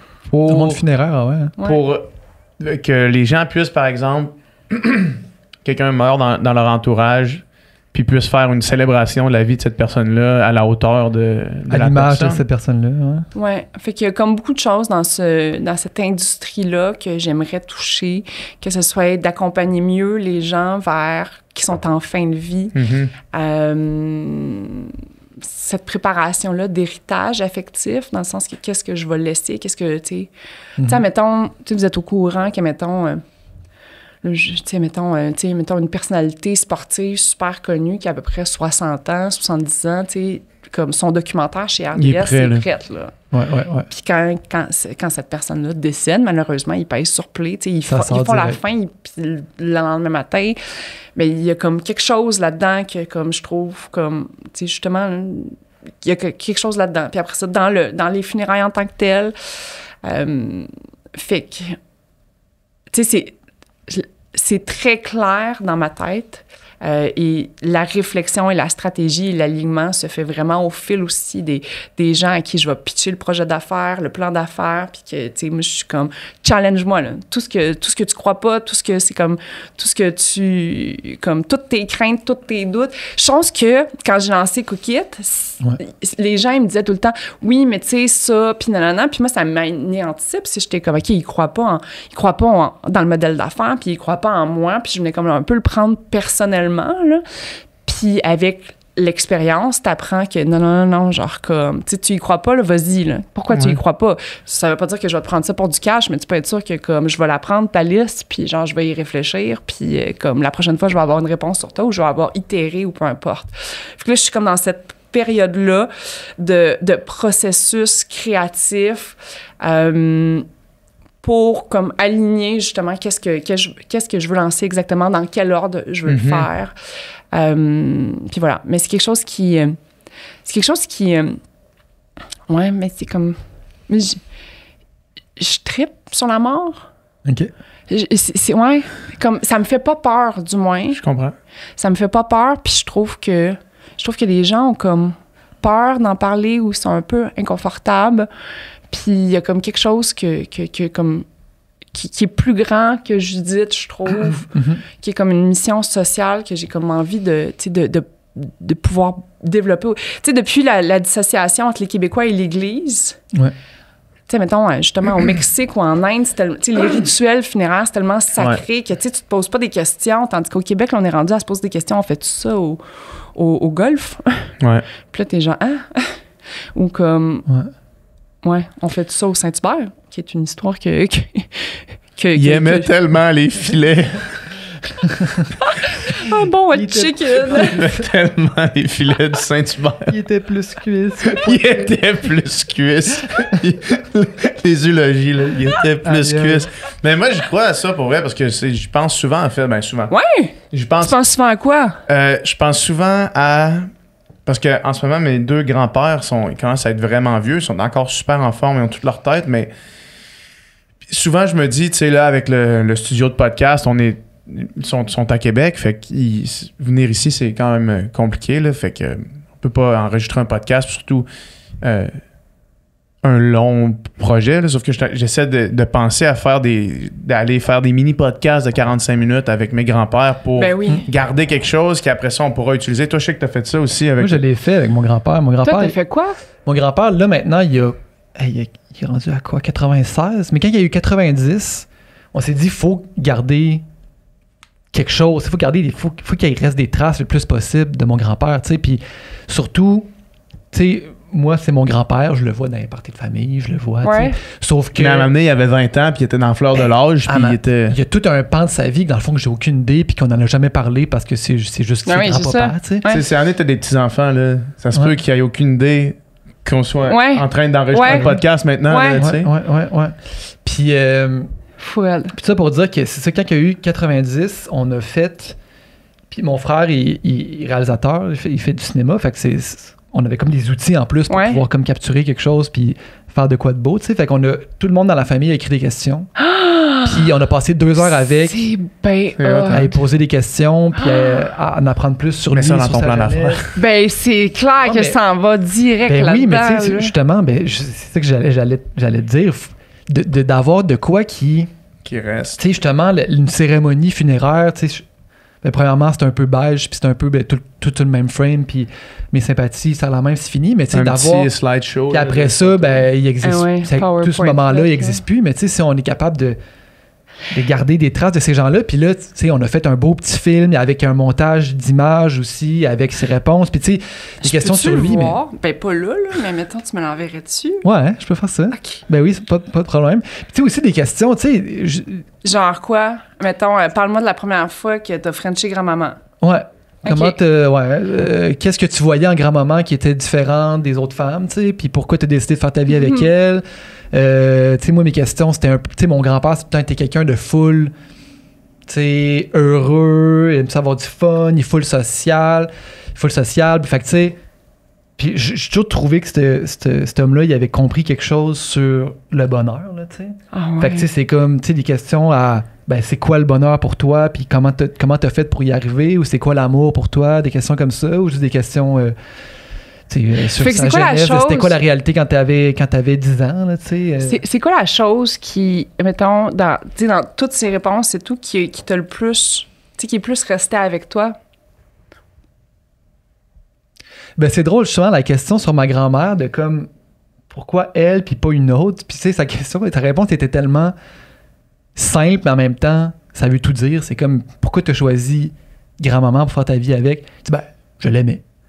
C'est tellement simple et évident, mais dans le fond, c'est ça. Dans le fond, quand t'aimes quelqu'un... Attends un peu, tu veux-tu me dire qu'il avait pas fait un chiffrier Excel avec des critères? C'est ça. Exact. Il était pas sur Hinge. Ouais. Non, mais dans le sens... Ben, je l'aimais. Écoute, elle habitait à l'autre bord de la rue. C'est ça. Fait que, C'est tout. Non, mais en plus, ça avait été un long... Tu vois, ils s'étaient rencontrés une première fois, puis dans un contexte, puis ils s'étaient pas vus pendant comme 1 ou 2 ans, puis quand ils s'étaient revus, c'était comme... She's the one. Ouais, tu sais, c'était comme... Il avait jamais oublié cette femme-là qu'il avait rencontrée une fois, puis là, c'était comme... She's the one, puis je vais la marier, tu sais. Puis ça, c'est une autre affaire aussi. Tu sais, ma grand-mère, moi, je l'ai presque pas connue parce qu'elle est décédée quand j'étais vraiment jeune. Fait que là, c'est comme d'apprendre plus sur elle aussi, à travers lui, puis que leur histoire, tout ça, c'est... Puis je me rends compte que même mes parents, dans le fond, il y a tellement d'affaires de leur vie, de leur histoire que je sais pas. Puis que, tu sais, comme quand on est juste au souper... Non, mais c'est on pense pas aller aussi deep dans... mettons, tu sais, de genre, Are we really strange? En tout cas, puis les jeux de meilleurs. D'avoir des prétextes pour être forcé d'aller dans ces questions-là que des fois on n'ose pas parce qu'on est gêné. Bon, ils pensent pas non plus. On n'y pense pas ou que c'est trop personnel, mais là, d'avoir un prétexte. Mais tu vois, mettons, tu sais, quand je parlais de genre, justement, bâtir cet héritage affectif-là, tu sais, ça fait partie de ces trucs-là dont j'avais réfléchi. Mais je voyais ça beaucoup comme, tu sais, un intervieweur, puis, tu sais, la personne qui est en train de se préparer à, justement, fin de vie, là. Ouais.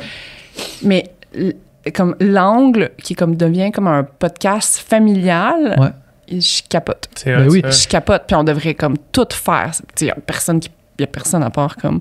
vous autres là, qui pensent à le faire, là, mais tu sais, je connais personne d'autre là, qui comme t'es un cas unique. Là. Ouais.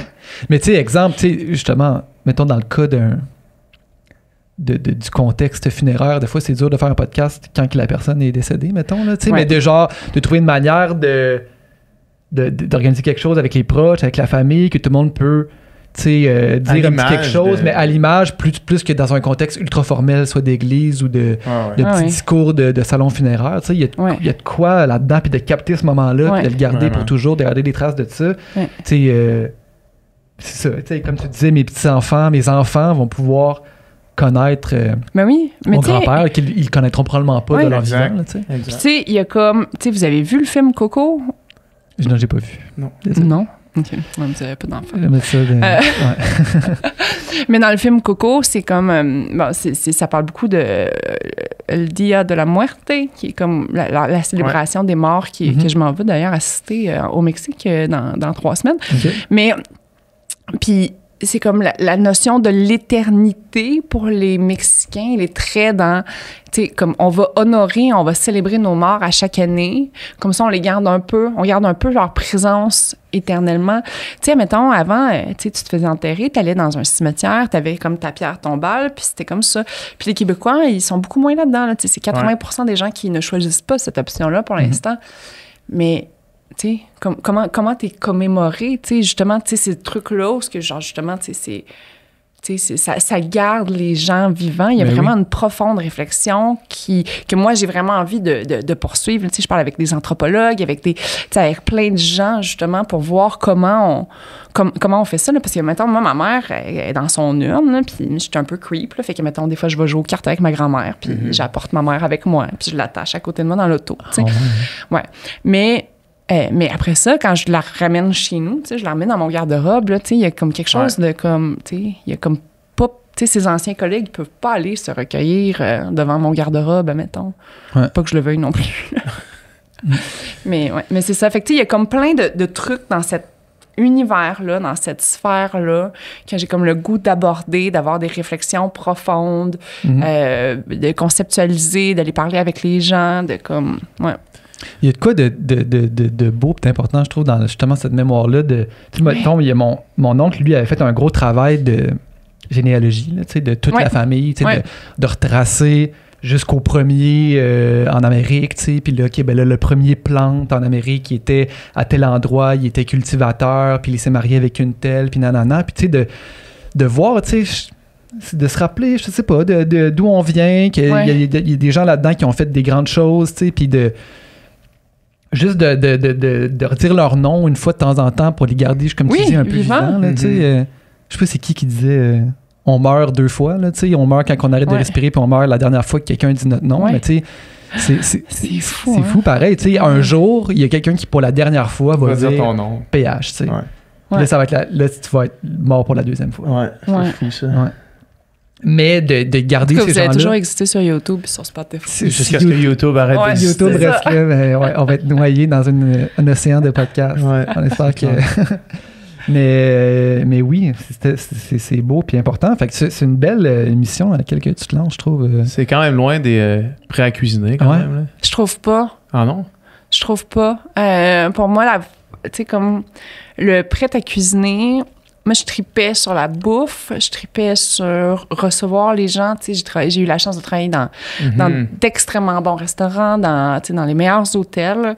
Puis, je voulais avoir cette expérience-là chez nous, mais je savais pas. C'est vrai que les gens créent leur expérience à la maison. Puis, tu sais, c'était comme, pour moi, c'était de revamper cette industrie-là en regardant comme... Puis c'est ce que j'ai le plus aimé dans le parcours créatif de Cook It, là, tu sais, on était les premiers, là, ça existait pas, là. Puis tu sais, mettons, quand justement j'ai été inspirée par le modèle d'affaires qui était en Allemagne, mais c'était brick and mortar, puis c'était comme, tu sais, c'était magasin physique, puis là, c'était l'idéation de comment t'apportes ça sur le web, puis comment, tu sais, t'essaies de produire un modèle d'affaires qui est le plus en économie circulaire, puis le meilleur pour la planète. Fait que non, je trouve que c'est encore une fois, c'est quelque chose où c'est comme ouvrir le capot sur voici la situation actuelle, puis voici ce que je nous souhaiterais en tant que société, mettons, puis en tant qu'humain. Puis c'est comme d'apporter fait que pour toi, le processus, même si les domaines sont différents, le processus créatif de comme construire quelque chose, c'est la même chose. Mettons juste avec les 2 dernières affaires que tu viens de dire, pour moi, genre, c'est sûr et certain que, là, tu viens de dire ça, puis ça vient de rentrer dans ma tête, puis ça ressort pas, là, tu sais, comme... Puis c'est toutes ces réflexions-là, toutes ces discussions-là. Je fais partie des 100 personnes avec qui tu auras voilà! 2 d'une shot, en plus! On crache de la checklist. Tout à fait. Est-ce que tu vas te relancer en affaire avec la première personne avec qui tu vas swiper sur Tinder? La question qui tue. Tu peux pas obligé de répondre à ça pour vrai. Je sais pas, c'est une question vraiment tough, ça. Comme... Mettons, toi, tu t'es déjà lancé. Je le refais plus jamais de toute ma vie. Pourquoi? Je me remets plus avec un partenaire de toute ma vie. Là, nous autres, ça marche parce que... OK, un partenaire... Un partenaire d'affaires. Ça réarrive plus. Non. OK. Parce que j'ai pas assez... C'est quoi le message que je reçois de ça? Non, je dis nous autres, ça marche parce qu'on se connaît depuis plus longtemps que n'importe quelle blonde je vais avoir, puis on sait sur quel terrain populé, on sait comment se parler, on sait tout ça. Puis ça, nos forces, nos faiblesses. Ça fonctionne, là.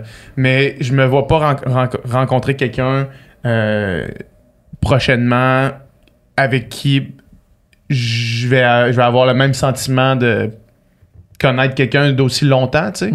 Puis j'aime trop pouvoir ne pas avoir à gérer des gens, ne pas avoir à parler à des gens. Tu sais, avec Upika, je suis tout seul là-dedans. Là. Ben, il y a mon beau-frère qui est investisseur, mais qui est juste là en tant que dragon investisseur, si on veut. Là. Silent partner. Ouais, exact. Puis qui me lance des idées de temps en temps, mais anyway.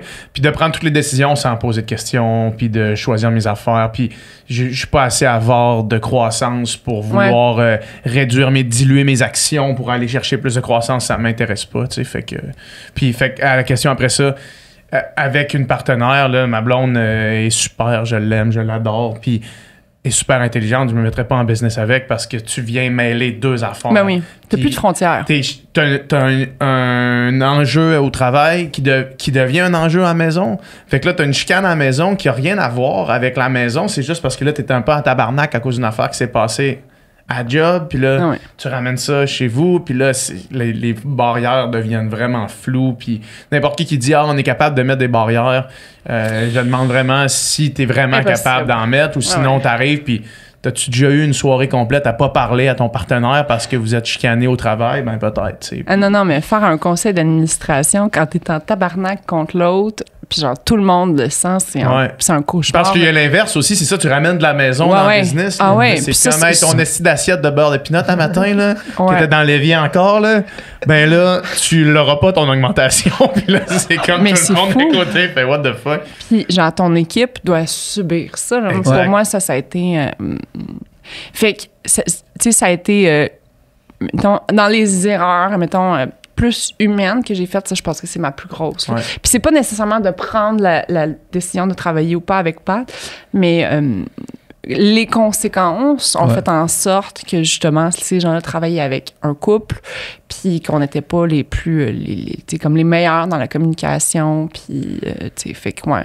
Fait que, tu sais, mais c'est parce que d'un autre côté, tu sais, j'ai comme... Ouais, mais tu sais, j'aurais pas de la difficulté à me, tu sais, comme à être très catégorique dans une réponse, mais je pense que fondamentalement, non. Mais je peux pas garder d'être aussi ferme que toi. Ouais, moi, c'est un clair non. Catégorique, ouais. Moi, tu vois, ma blonde me verrait. Je me verrais. Mais tu sais, on travaille déjà avec, tu sais, mettons, à travers le studio parce qu'elle nous aide sur certains contrats. Mais tu sais, je me verrais être en affaire avec parce qu'on est deux, tu sais, confiance qu'on est deux personnes quand même rationnelles, qui communiquent bien, puis... Mais tu le sais pas tant que t'es pas dedans. Mais ça, c'est sûr.